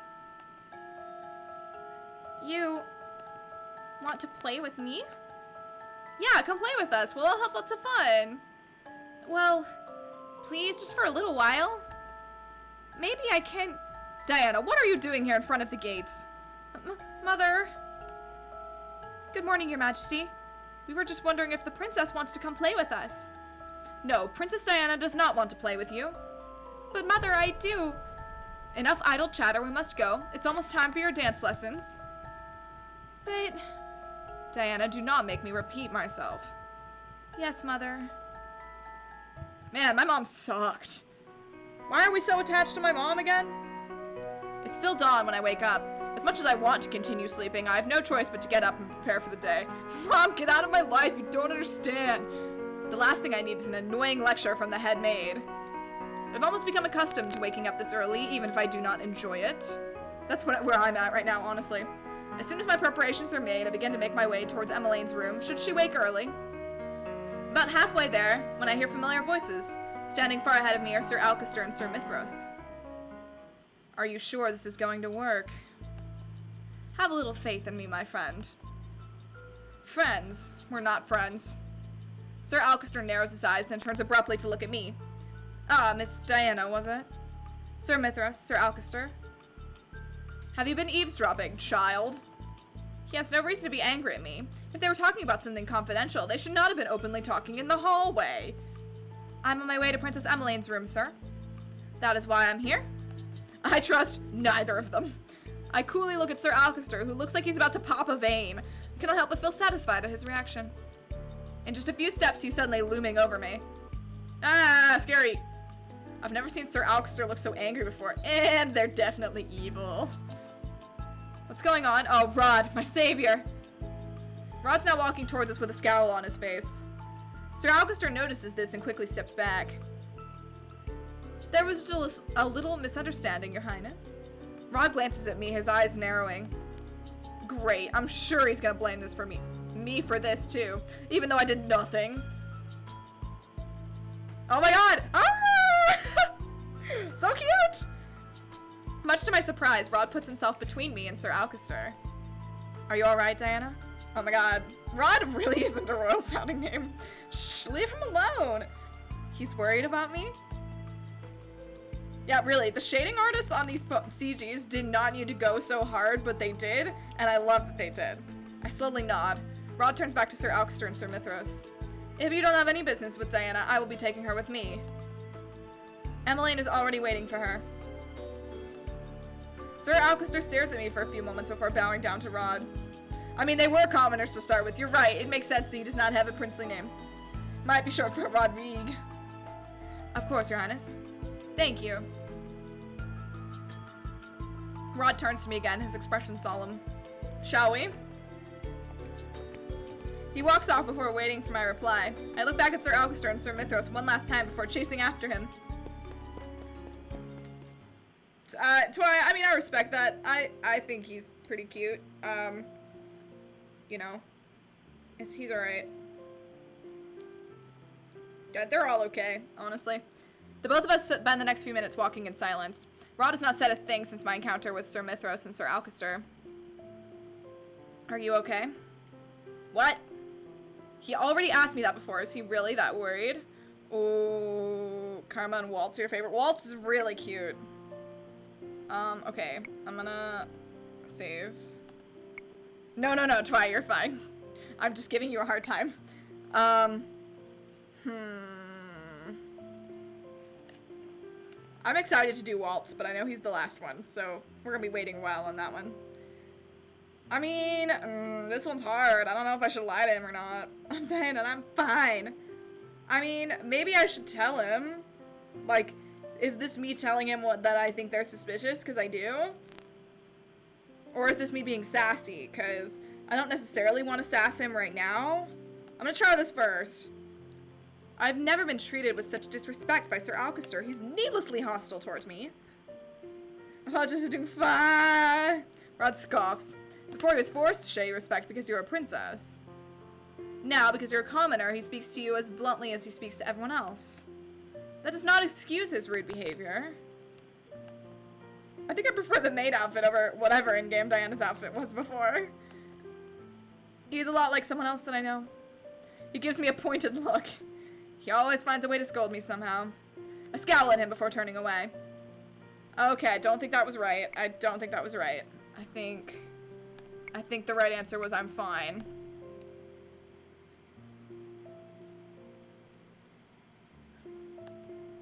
He's not wrong, though. I'm surprised by the look on Rod's face in my response. His expression is soft, unlike his usual scowl. Rod here's pretty worried about you, princess. Ah! Ah!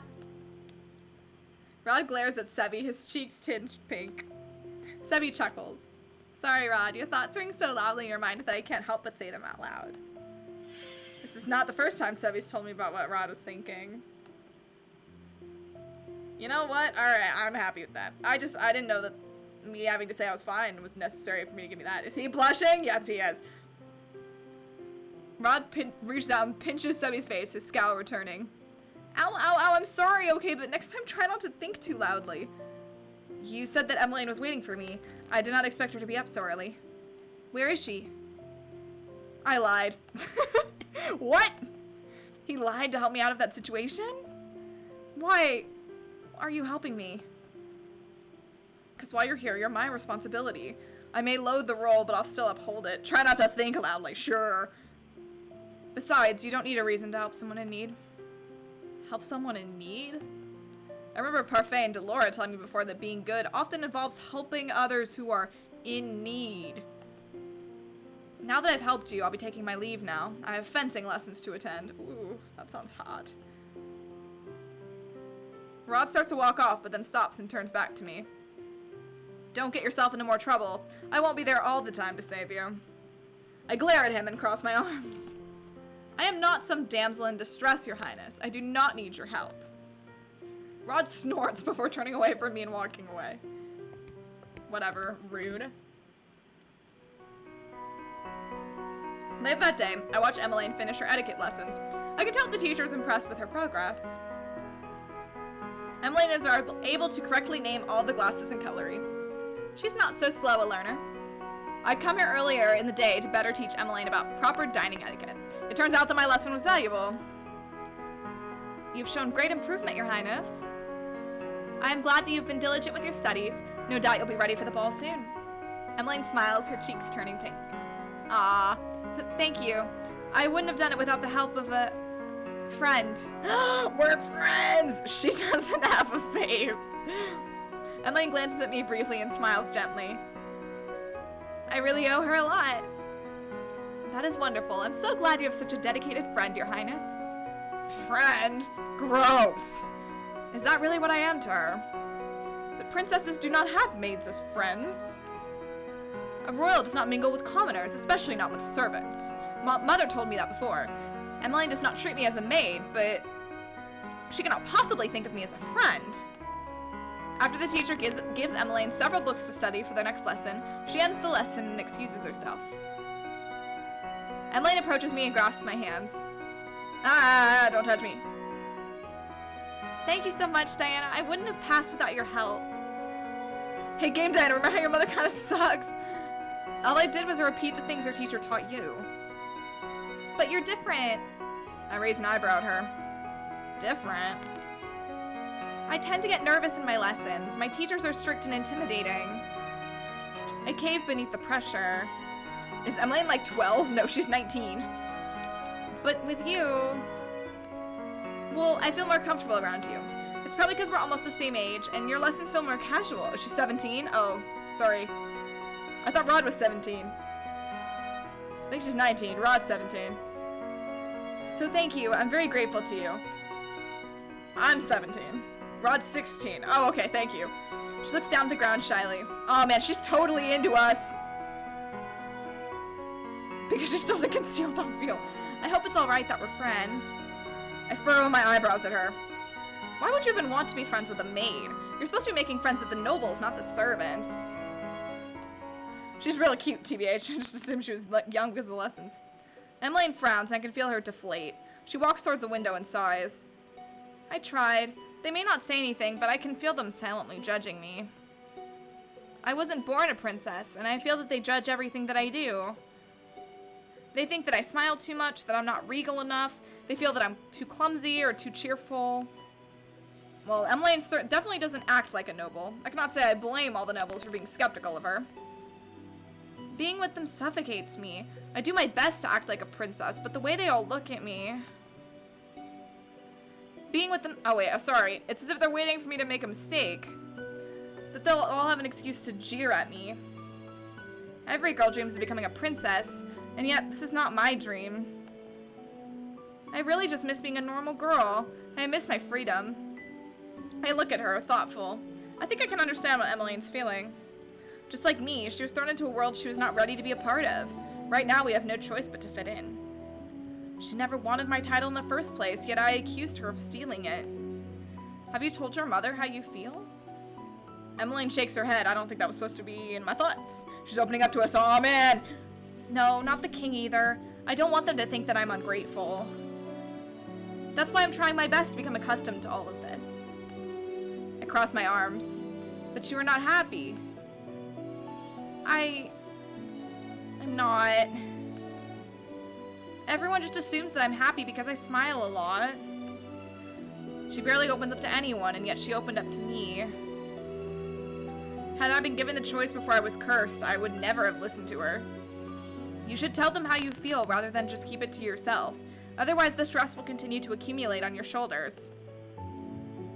I wish I could be more honest with them. I really do. I envy you for being able to speak your mind. She envies me?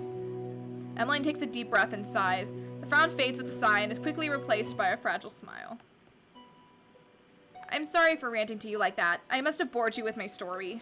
I used to get so annoyed with her, but now that I've seen this side of her, I suppose she's not as terrible as I had first thought.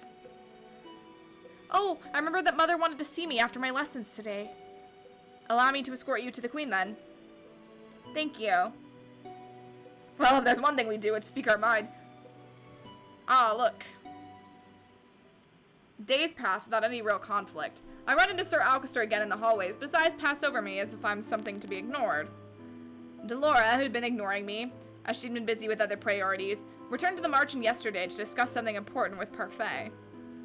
It's not as if she'd been any help since she came here. She mostly stays in my room while I run around doing errands for Emmeline and taking on other chores as they're handed to me. Right now I'm headed to the palace gates as I hurry to meet Emmeline. She's going out to town to meet Viorica again, and I was told to meet her there. Diana! Ah! My hot bodyguard! I turn around to see Fritz walking in my direction. Ever since I told him to refer to me by my name, he's been stumbling over not using my title. I rarely see him, but when I do, we do not have much time to discuss anything. Can I help you with anything, Fritz? It's been a while. Have you managed to complete one of your good deeds? Days after I'd originally run into Fritz, I managed to have a quick conversation with him regarding my curse. It's been a long time since that conversation happened. Recently, I have barely seen Fritz. I've heard rumors that he's been reassigned somewhere outside the palace. I show him my pendant and pointed to the piece of the second glass slipper. I managed to get one several days ago. Who has their arm like that? Diana, that's wonderful. I knew that you could get one. Your hot bodyguard or your hot bodyguard? Only 2 more, then I can break this curse. Pretty sure it's both. Fritz, I can definitely get to. Ah, Fritz, Miss Diana. I did not think that the 2 of you were acquainted. We both turn our head at the same time when Mithros suddenly appears from around the corner, the usual smirk on his lips. Don't mess with me, man. I know you know who I am. Sir Mithros? Fritz, I believe Sir Alcester is looking for you. Right, sorry. Diana. I must take my leave now. Of course. Fritz bows to Sir Mithros before walking off, leaving me alone with Sir Mithros, who will probably murder me or something. Mithros does not say anything, but continues to smile at me. His staring makes me feel incredibly uncomfortable. Is there something on my face? Excuse me. I curtsy and start to walk off when Sir Mithros calls my name. Diana? Yes? Casually stab. I just wanted to thank you for your hard work and dedication to our princess. I look at him, puzzled by his sudden gratitude. Don't worry, everything will soon be remedied. Excuse me?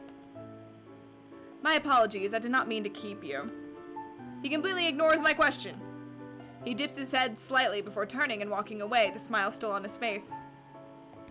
What was that all about? Mystery! Rod and Emmeline are already waiting for me outside the carriage by the time I arrive at the palace gates. Ooh, that sly grin. He's a creeper! He is definitely a creeper. Rod has his arms crossed and looks at me, irritable. His face is perpetually stuck in that scowl, it seems. You are late. My apologies. You're so grumpy, but you've been late many times before, too, Rod. I think Green Guy wants to do a murder on you. Rod just shrugs his shoulders as he turns and heads into the carriage. Emmeline sighs before looking at me. Shall we? Of course. Lovely. The three of us sit in silence as the carriage rolls toward the town. The knight assigned to guard duty is sitting out front with the driver, watching for any disturbances. Emmeline glances forlornly out one window, while Rod silently looks out the other as he rests his chin on the palm of his hand. I notice Emmeline, pausing to glance at Rod every now and then, looking restless. Finally, she breaks the silence. Are you still mad that I asked you to come along to visit Viorca? I mean, honestly, Em, that is a little bit insensitive. Unless you're also an idiot. You see what's going on here, right? You could have declined the invitation, Rod. And if you would only tell me what happened between the two of you, I would do my best to remedy the situation. Okay, you're an idiot, then. Rod notices me looking at him and scowls. He returns his moody gaze to the window. I mean, she kind of is. I have nothing to say, Em. But you used to be good friends with Viorca too, Rod. Then ever since you were... Emmeline stops herself, but I know that she's referring to his curse. After that day, you've kept your distance from her. Then when you found out about the wedding, you became even colder towards her. Even Viorca's worried about you, Rod. She worries that she might have offended you somehow. I know, she is trying. Like, Emmeline. There's a hint of warning in his tone. Is it possible that Viorca is related to Rod's curse, considering the timing? Yeah, okay, so maybe she is. I don't know what curse this could be, though. Emmeline opens her mouth again to say something, and then suddenly stops and returns to the window, her expression mirroring Rod's own gloom. We're all silent until we arrive at the toy shop. Emmeline, good to see you again, and you too. Diana, was it? I nod in acknowledgement. Viorca nods politely at the knight who stands guard at the shop door. It's just the two of you today? Emmeline and I both turn around only to see that Rod has indeed vanished. Emmeline frowns, looking both bewildered and disappointed. He was right behind us. I will go look for him. Thank you, Diana. You guys have your girl talk. I'll go be with my man.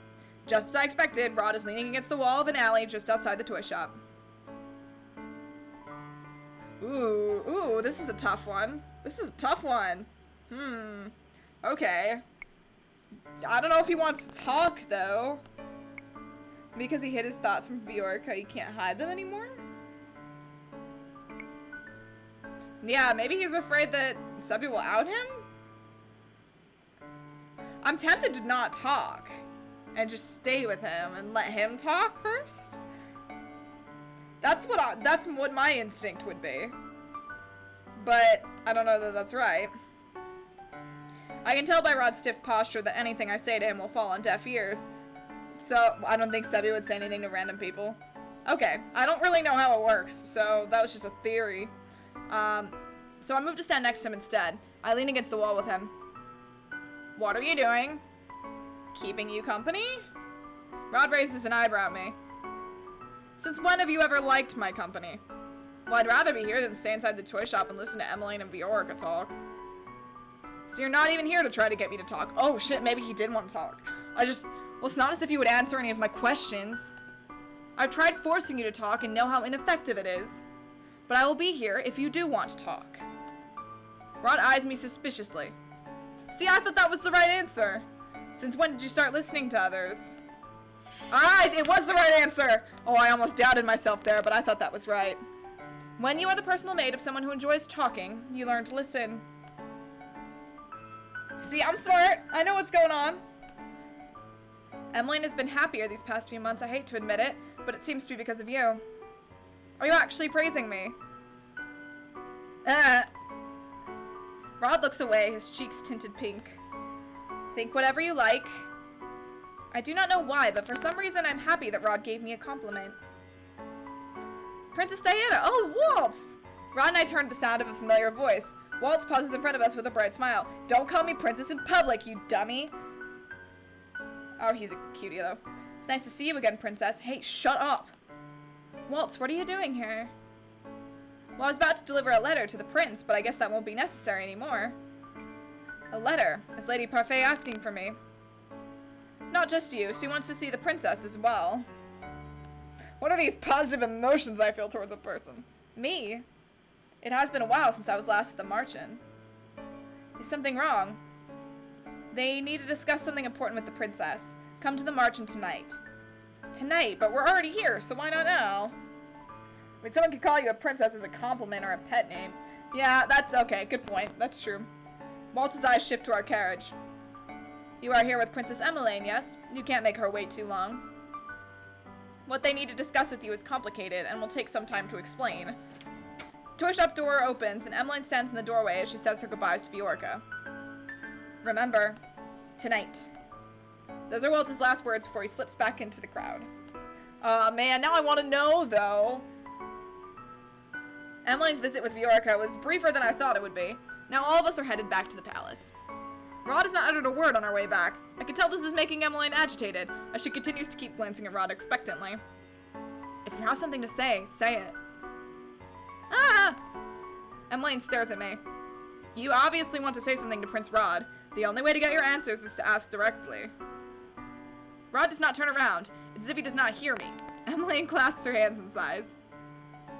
Well, I glance at Rod, who still persistently stares out the window, his eyes focused on nothing. He is pretending not to hear us. How immature! Rod. Viorca was sad that you weren't there today. She was certain that you stayed outside to avoid seeing her. What is going on with you? I am not in the mood to answer your questions, Em. Emmeline grips the edges of her dress, her expression becoming more rigid. You've been keeping secrets from us ever since you were cursed. We don't even know why you were cursed or how to help you break it. Wait, the rest of the family doesn't know anything about the circumstances of Rod's curse? I thought he told them everything, but all they know is that he is cursed. We're a family. We're supposed to help each other through problems. Emmeline's hands are shaking as she gazes at her brother. Yo, BT-dubs, they have pretty eyes. They do. The carriage stops, and as soon as the servant opens the door, Emmeline quickly steps out and rushes back towards the palace. Rod watches her go quietly, though his eyebrows are furrowed and he looks guilty. I silently shake my head at him before running after Emmeline. Confess, Rod! Slap him! Emmeline stands in the hallway with her hands to her chest. She breathes slowly in and out as if she's on the verge of tears. When she notices me behind her, she turns away and wipes her eyes with the back of her hand. I'm sorry for storming off like that. I was just very frustrated at Rod. I said something I shouldn't have said back there. If anyone finds out about this, they won't. Your secret is safe with me. Emmeline flashes me a grateful smile before looking at the sky. Em! One moment, Rod is running down the hallway. The next, he stopped in front of us and is trying to catch his breath. Em, I'm sorry. I'm sorry too, Rod, but right now I would like to be alone. Of course. I'm sorry, Diana, but could you leave me for now? She does not even wait for my answer before walking away, leaving me alone with Rod. You made her cry, Rod. I am fully aware of that. Why are you hiding your curse from your family? You wouldn't understand. I'm doing this to protect them. Protect them? Rod silently shakes his head. They wouldn't understand. Those are the last ominous words Rod speaks before rushing off, leaving me alone in the hall. What happened to him? Oh my god, all this is one chapter. And this isn't even chapter 6. I don't think we're gonna hit chapter 6 tonight, y'all. I think we're gonna finish chapter 5 and call it. The hallways are silent this time of night as most everyone in the palace prepares for bed. I'm now on my way to our meeting place. Rod told me earlier to wait for him here. His cure is actually just kill your family. Oh, jeez. I thought that he would make me go to the margin by myself after what transpired with Emmeline, but I was wrong. Emmeline was so... Hey, I'm out of my maid outfit. I'm just saying, I apparently changed. Emmeline was so upset today. I've never seen her like this before. I turned my thoughts back to the margin and to what Walt said earlier. I wonder what Parfait wants to talk to us about. I feel my heart beating erratically against my chest. Why do I feel like something bad's going to happen? I realized I've been standing in the open for a while. Perhaps I should move. People might find my standing here suspicious. I start walking at him, surprised when I feel a hand close around my wrist and pull me into the darkness. I open my mouth, but a hand muffles my scream. Shh! Rod? There have been a few hints about what it is. I know, I've been thinking about it, but I'm not ready to give a theory yet. Rod's gaze is icy. He speaks quietly, but I can feel the anger simmering underneath his words. What if someone saw you just standing there? Have you ever thought about how they might get suspicious? Oh my god. Ah, more kidnapping. His tone is so accusatory that for a moment I cannot find my voice. But then, he is right. I should have been more careful. Sorry. Rod stares at me, surprised. What? I never thought I'd hear you apologize, especially to me. Oh, well at least I know how to apologize, unlike you. Ugh. And why would I ever have a reason to apologize to you? Because you've done nothing but treat me coldly, even when I've done nothing to personally attack you. Rod scowls at me, but does not say anything. Instead, he sighs and takes my hand, pulling me after him. Oh my god, romantic! Oh my god. Look at that! That's precious. He looks a little bit derpy there, but that's alright. Sass back and forth. See, that's what I look for in my romance. What? Let's go before the guards see us. I have no energy to argue with Rod, so I allow him to pull me along. Subby is really cute there. Oh my god. I'm sorry. What? That was... I didn't even read that was the next line. That was a very genuine what. Wait, you're back in maid. No, I'm not. That's my usual outfit. He apologized to me? Don't make me repeat myself. I did not hear you clearly. There's one thing I know about you is that you're not dead. Of course I'm not. Shh, someone will hear you. You glare at Rod, but he does not respond. Princess, your hand is really warm. Shut up. Rod freezes in place and glares at Subby, who seems to be shrugging. Your thoughts are too loud, Rod. Oh my god, this is the cutest thing that's ever happened. Through the dim lights, I can actually see a faint blush on Rod's cheeks. You... Yeah, my hand is warm because I'm not dead. Are blushing. I am not. Oh my god, this is the cutest thing. No, he lets go of my hand and starts to walk toward the secret passage with me trailing behind him. We look around to make sure no one's in sight before we both slip inside. Wow, that was the cutest thing that's ever happened. I follow closely behind Rod in silence. My eyes move upward to the little bunny plush hanging on his shoulder. Subby, I've been wondering, have you ever talked with Rod's family as... yourself? Rod suddenly stops and scowls over his shoulder at me. What? I'm asking Subby, not you. No, I don't, Princess. Rod doesn't want me to talk with others since he thinks that I might say something unnecessary. So much for that. You'll still speak, even when it is unnecessary. In the dim lighting of the tunnel, I think I can see a faint pink on Rod's cheeks, but it's probably just a trick of the strange lighting. Rod is right. Subby has blurted out his thoughts more than a number of times.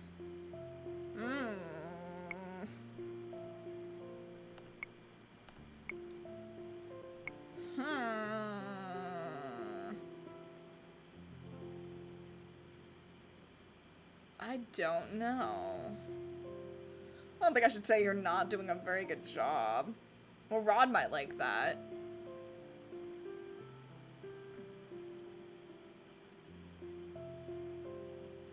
You're making me want to replay this game. Well, I'm glad. That's like kind of a goal. I'm gonna try the not mean option first. Well, there are thoughts that he prefers to keep to himself, like his thoughts on karma and his feminine voice, or his... Rod suddenly clamps Subby's face, and I can actually see the poor plush struggling to get away from his hold. You are crushing the poor toy. Rod glares at me before finally releasing Subby. Rod can be so brutal at times. I remember the time he almost threw me out the window for saying that one lady had a hideous dress. Rod glares at Subby once again. He readies his fingers to pinch him again, but Subby hurriedly apologizes before Rod can touch him. Okay, I'll stop talking now. Rod sighs and continues walking. Okay, I don't think that was it. Rod, if you spoke... Yeah, okay, that's not it. That's not it. I had to be mean to Subby. Subby is great. I agree. Subby sighs. How can I not when Rod hears thinking too loudly? It makes my head ache. You get headaches? That's not the point. The point is that when he thinks on something too long, his head becomes cloudy and really full, like it's going to explode. That's why I got to explain for him. He's not good at expressing his thoughts, so I... Rod cuts Subby off by pinching his cheeks. Ow, ow, ow! Okay, I'll stop talking now. Rod sighs and continues walking. Interesting. Rod, have you spoken with Emmeline since that earlier incident? No. As much as I want to ask him again about his curse, I doubt that he'll divulge anything right now. I decide to keep my thoughts to myself as we head for the march in. We arrive at the march and Parfait and Delora are there to welcome us. The others, however, are nowhere in sight. Ah, it's been a while, Princess. Thank you for bringing her here safely, Prince Rod. Where is everyone? They're all resting in their rooms now. It wasn't necessary that they be here for what Delora and I want to discuss with you. I will be staying in the tavern then. Rod's about to head for the tavern when Delora stops him. You don't have to leave. I don't know why I just stopped in the middle of that sentence. What we're going to say involves you too, since you're staying at the palace as well. Rod looks at her curiously, but asks no questions. Parfait and Delora gesture us over to the settee where we all take our seats. This is something Rod and I must know because we're in the palace. I have a bad feeling about this. Before we start, I would like to congratulate you on your first good deed, Princess. It's time for the talk. Delora told me all about it, and I can see the extra piece on your necklace as well. Parfait smiles at me, her eyes filled with pride. Her faith in me rekindles the dwindling confidence I had. If only you'd seen how happy Delora was when she announced it to us. You didn't have to go into specifics, Parfait. I'm sure there's an assassination plot. Are you kidding me? That's gotta be it. Oh, are you embarrassed, Delora? She smiles at Delora teasingly before turning back to me. Anyway, I know you can do it, Princess. Only 2 more to go and you can break your curse. Yeah, keep up the good work, Princess. And you too, Rod. Rod's like, I haven't done shit. So, what is it that you wanted to discuss with us? I conducted a little investigation while I was with Diana in the palace, and I found out something important. Something important? I discovered that there is a witch in the palace. Oh, big surprise. We all know who the hell that is. A witch? In the palace? I felt a tinge of magic while I was there. It was faint, but definitely there. I don't remember feeling it before I was there as your doll, Princess. It seems the witch is using a glamour to hide himself or herself from us. A glamour is a magic that only very experienced witches can cast, which means the witch we are dealing with is no ordinary witch. They have the potential to be very powerful. But what would a witch be doing in the palace in the first place? It has to be. This witch could be after the king, but what? Parfait and Delora glance at each other, looking conflicted. It's Parfait who faces me first, her expression grave. I'm afraid there is some other possibility we must make you aware of, Princess. And in order for us to explain it, we must give you the truth. Oh my god, what? No, no, no, no, no, no, no. Oh man, we can't stop here. Come on, I gotta know. Oh, but chapter 6 is probably gonna be hella long. It's Sebi, I knew they were evil. Oh god, no, I don't want to stop here. I'm not lying, there is the talk in this game. Do I want to go for another chapter? We will be halfway through once we do 6, right? And then that'll put us on track for the rest of the streams. This will never end! Because then we can do 4 chapters, 4 chapters, 4 chapters, 4 chapters for, like, forever.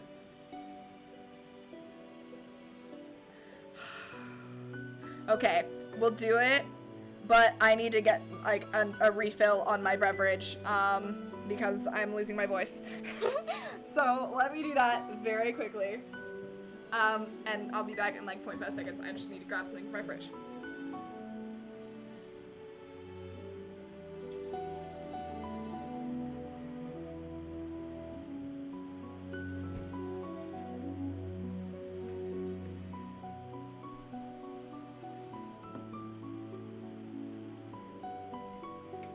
Okay, but I do kind of want to finish chapter 6 though, because then that will let me be on track for the rest of the streams. Okay. I have a beverage. We are good to go. Okay, bye following. Thank you. I know we're going forever. Like, this is a boldly long stream for me, but you know what? It's okay. Let's go for it. I do want to, like, one of my goals is to start streaming for longer periods of time, so we might as well. Alright, let's do it. The truth? My only answer is silence. I shift my gaze to Rod, but he avoids my eyes. What is going on? Princess, it's very likely that this witch is in the palace looking for you. What? I cast a glamour on you a long time ago so that you could remain hidden from magical eyes. I did it to protect you, but this witch in question can see through the spell I've cast on you. It's my belief that they are actively looking for you. I close my eyes and massage the temples of my head as I feel a headache coming on. Boldly long, you guys are funny. Wait, you said before that the witches want to see their curses unbroken, but this sounds as if they have another motive altogether. What reason could they have for trailing me? The Tenebrarum has been without a bearer for the long time, ever since the end of the war. A new bearer, however, will soon arise, and the crystal is ready to support them. Some of the witches, the wicked ones, want to make sure that the Tenebrarum continues to spread darkness, even with this new bearer in charge. Okay, but what does that have to do with me? Delora crosses her arms, her expression grim. The title of the bearer is passed down from one descendant to the next. Princess, the last Tenebrarum bearer was the late Queen of Angiel, your mother. I feel my blood go cold. What? As you are the queen's daughter, you are the next heir. Come your 18th birthday, you will inherit the title of Tenebrarum bearer. Mother? A witch? Impossible. Why would you spout such lies? I narrow my eyes at them, searching for some hint that they're lying to me. Delora and Parfait never turn their sad eyes away from me. Rod glances at me briefly before turning away, looking uncomfortable. Hildur, your mother and I used to work together to maintain balance, but then the witch hunt drove her mad and turned her heart to ice. But she never used any magic. I would have known if she was a witch. It's possible that you did in the past, but then it seems she erased all your memories of her true identity. Delora was already able to ascertain that most of your memories of her had been snatched away. Hildur needed you to remain obedient, so that when you finally did inherit her role as the bearer, you would continue to do as she wanted. Mom's a witch? Nah. My thoughts feel as if they are spinning endlessly on an axis. The real reason I cursed you was to see if you're truly capable of goodness, Princess. Hildur's influence clung to you even after her death, and we feared that you would continue her previous work. That Angiel might once again fall to darkness if you were not able to help the dark emotions in your heart. So then you cursed me because you were terrified of what I would do if I became the bearer as I was. My only answer is silence. Now I understand why the people hated me. It was because I'm my mother's daughter. I cannot help but reach out to touch the pendants on my necklace as a feeling of dread washes over me. We know that there is goodness in you, Princess. We only wanted you to realize it by breaking your curse. Her face sighs, looking guilty. I mean, she's kind of a bitch, but a witch? Nah. It was a selfish act on our part, I know. But we could not risk another great war. They believed that I would have plunged the world into a war. I turned to Rod, who has yet to speak since the conversation started. Did you know about all this? Everyone knows the story of the Tenebrarum witch and her daughter. Everyone except for me. I glanced down at my hands, suddenly feeling numb.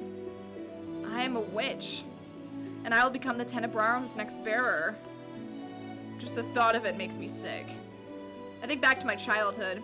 I can still recall the glares that everyone gave me when I was a child. They were scared of me because I was my mother's daughter. And what about the king? Did he never love me because I was the daughter of a witch? But if that's the case, if my mother was so wicked, then why did the king marry her in the first place? Hildur threatened to kill the woman that he loved if he did not marry her. She threatened to kill Ophelia. Ophelia? So the king has loved Ophelia from the very beginning.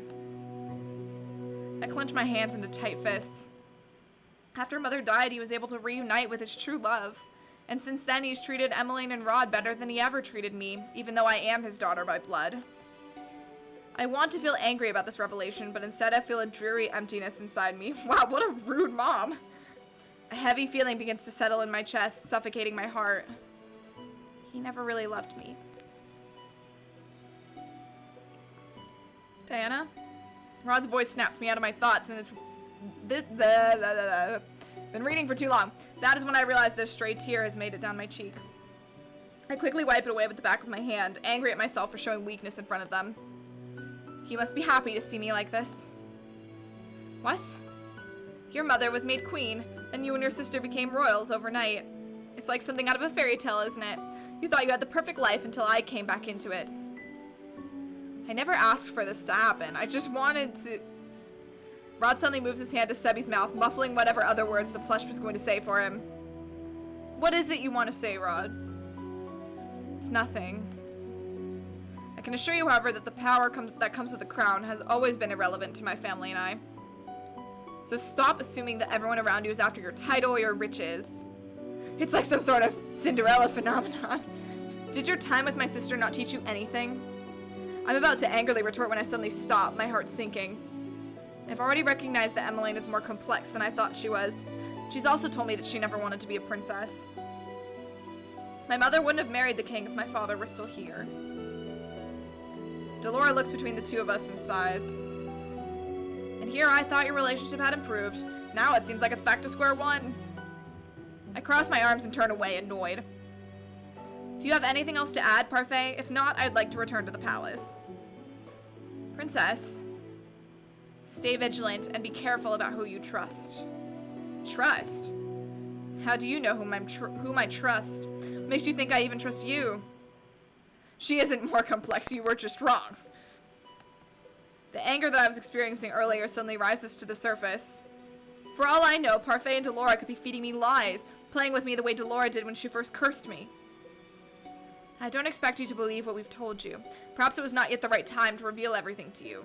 But please, you need to be careful. I stand up and look at them, my arms now hanging limply at my sides. How am I meant to trust anyone when all of you have been lying to me this entire time? Diana. If you don't believe us, then try asking the king who Hildur truly is. I never even thought about asking the king about Mother. Rod, you should watch your back, too. It's possible this witch in question could be plotting something against the royal family as well. They had it in place for a long time, in the palace, for a long time after all. Diana's not wrong, though. Who knows who she could trust? I agree. She looks at me, then at Rod, her expression somber. I won't be able to stay with you anymore. I had to pick up and leave a few days ago because I was certain he caught a trace of my magic. He probably already has. I understand. Anyway, Diana's right to return to the palace now. Someone may notice your absence if you're gone much longer. You two should leave now. Let us know if you notice anything unusual. I will. We'll see you again soon, Princess. Remember, stay vigilant. Rod and I leave the march in silence. Here in the secret tunnels, we are suffocated under even more silence, but still neither of us makes an effort to speak. Okay, here's what we're gonna do. If they give me like one of those half scenes again where it like cuts to his face and then cuts away, that's where I'll stop. If it doesn't, we'll play to the end of the chapter. That's what we're gonna do. I'm still stuck inside my own mind, sifting through my troubled thoughts, because I am slowly losing the ability to read. I cannot reconcile the fact that the wicked witch who led the witches during the war was my mother. I did not even realize how many people hated my mother until after she'd passed, and they spoke about how cruel a queen she was. I never understood why, since she'd always has been the perfect person in my eyes. I never connected my mother with the Tenebrarum bearer, but what Parfait and Delora just told me makes sense. Was I living a lie all those years? A lie that my mother crafted so that I remained cold and bitter even after she passed away? Yeah, it's a lot of stamina, but I also want to do it because this will put us in a good place for the next streams for this. And Delora and Parfait say that I am meant to inherit the power of the Tenebrarum from my mother. I do not want that burden. I almost bump into Rod's back when he suddenly stops walking. He turns around and looks at me with a serious expression. I cannot help but feel judged beneath the weight of that gaze. If you're going to tell me that you never wanted me as your partner because my mother was a witch, then I wasn't going to say that. What? I won't lie. The first time I saw you, I thought you were like your mother. You were cold, harsh, and selfish. I never wanted to have anything to do with you. That was why I was so against this partnership. But you've changed. He's smiling. Oh, look. Rod's expression softens. As you and Em have grown closer, I've seen that you are not like your mother. She speaks fondly of you, and I can tell she really enjoys your company. That's why, even if I do not have plans to break my curse, I will still do what I can to help you break yours. He smiles. It's the least I can do as your partner. I stare at Rod in shock. This is the first time he's ever been so nice to me. Why are you staring at me like that? I'm only doing this because you're important to my sister. Aw, look at him blush. We broke him. Rod turns away, his face beet red. Liar. Oh, Sebby, calling him the frick out. Ah! Rod reaches up to pinch Sebby's face. Ow! Oh.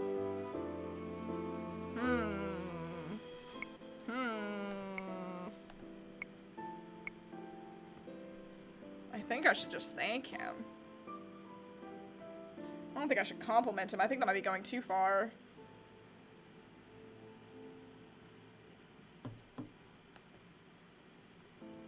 Thank you. Rod turns away, his cheeks dusted pink. It's no big deal. I'm only doing this because I see how dedicated you are to breaking your curse. Flirt, flirt, flirt! Because I want to get my old life back. And now they've told me about Mother, I want to prove that I'm nothing like her. Anyway, I still want to help you with your curse, Rod. Why do you refuse to break it? Okay, maybe that was wrong. Maybe that was wrong. I'm not feeling that. I'm not feeling that. Maybe I should compliment him. I was afraid that was going to go too far. Who would have thought they were actually capable of being nice? I was afraid that would go too far, too fast. Was that supposed to be a compliment? Yes, you're always so grumpy. I don't even think I've seen a genuine smile on your face before. I could say the same for you. Birds of a feather flock together then. Rod stares at me, dumbfounded. Can I help but smile a little at his expression? It's chapter 6, time to flirt. Do you really dislike the fact that we're so similar? Rod's still staring at me, wide-eyed. You just smiled. How is it too fast? I take things really slow, okay? I did not. Rod thinks your smile is pretty. Oh my god. I'm blushing. Do not. You two really are the same. Take a deep breath to calm the erratic beating of my heart. Squee! Anyway, I still want to help you with your curse, Rod. Why do you refuse to break it? Rod stares down at his feet, expression melancholy. Because I cannot. Rod stops and shakes his head. He says nothing else, and I do not probe him anymore, especially not after seeing the distant look on his face. He'll tell us eventually. We walk through the corridor and back to our rooms after we say our goodbyes. I wonder what Rod was going to say. Oh god, here we go. Mother, look, Eleanor got me this gift. Eleanor? She is my maid and my friend. Princesses don't make friends with their servants. But she is really nice. She even taught me how to braid my hair like... Those servants are only nice to you because you're the princess. They only pretend to be your friends so that they can have power over you. But Eleanor would never... What reason do I have to lie to you? When have I ever lied to you, little one? You have never lied to me. That is correct. Tomorrow I will remedy the situation. I will hire a new maid. You are not to befriend this one, no matter what she says. But Mother... Are you arguing with me, Diana? No, I'm sorry, Mother. Man, my mom was a bitch. Oh, that's it. Okay. So I think I'm gonna stop here. Because that'll be like 4.5 chapters in the next one, and that'll be fine. So we'll finish Rod the next time we stream this. That seems like a thing. Is that fine, do we think?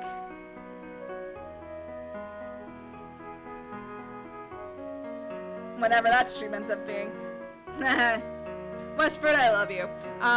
Okay, so I'm gonna save here. I'm gonna save over this one. Ha! That was a long one. But it's good. I hope it's soon too. That was really fun, and I really enjoy it. But I mean, it's up to you guys, because it's still on Mondays, so we'll see. It won't be next week, because we won't... Actually, okay, we gotta talk about next week. Because next week's gonna be kind of weird. I have a friend's wedding next weekend, so I'm gonna be out of town. I probably won't stream Thursday night because I'm probably going to be getting things done before the wedding. Because I leave on Friday. I leave Friday morning. So obviously that means no Saturday stream next week either. We gotta decide what we're doing on Monday. We should do something special because it is both Spoopy Week and for Halloween, and it's my birth week because my birthday is that week also. So we should do something fun, but I don't know what yet. So if you have any ideas, put it in the Discord. Like, it should be something special, but I don't know what yet. Haven't thought of anything, so like, whatever. But yeah, that's the plan. So next week's gonna be a little bit weird, but we will figure it out. So that is it for now. Let's see, who shall we raid and what shall our raid message be? Let me pull up my recently raided list to make sure I don't raid anyone. Farron, Liam, Juker are who I see. Spooky Lawyer stream. If you guys really want that law stream, like, it's not gonna be exciting. Do we have any good raid messages? Can anybody think of one? Liam? We haven't raided Liam in a while. We can raid Liam. But do we have any messages? Can anyone think of anything good? We watched the LSAT. Yeah, you did for some reason. Doo-doo-doo-doo. Oh, good. The fire's so bad that they are distributing masks. Awesome. I closed all my windows, so I couldn't tell, how smoky it is outside, but it's probably a mess. You'll watch Rolla. We'll see. I will stay safe, promise. I do not think I'm close to the threatened range yet. The one in, Thousand Oaks is pretty small, and the bigger one is not that close to me. So I think I should be just fine, but I'm gonna keep an eye on it. You just finished SATs during the LSAT stream. Okay, but seriously, do we have a raid message? Because my voice is going. And I'm supposed to record Danganronpa tonight. Oops. Why can't they just airdrop ocean water? I don't know. Come on, there's gotta be something, guys. There's gotta be some quotable thing that happened. I'm taking the first thing I see. So, I don't even care if it has nothing to do with whatever we just did.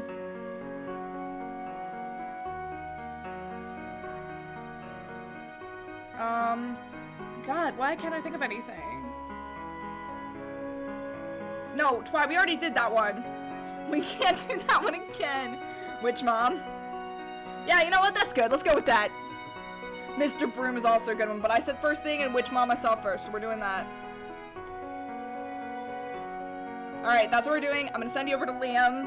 And I...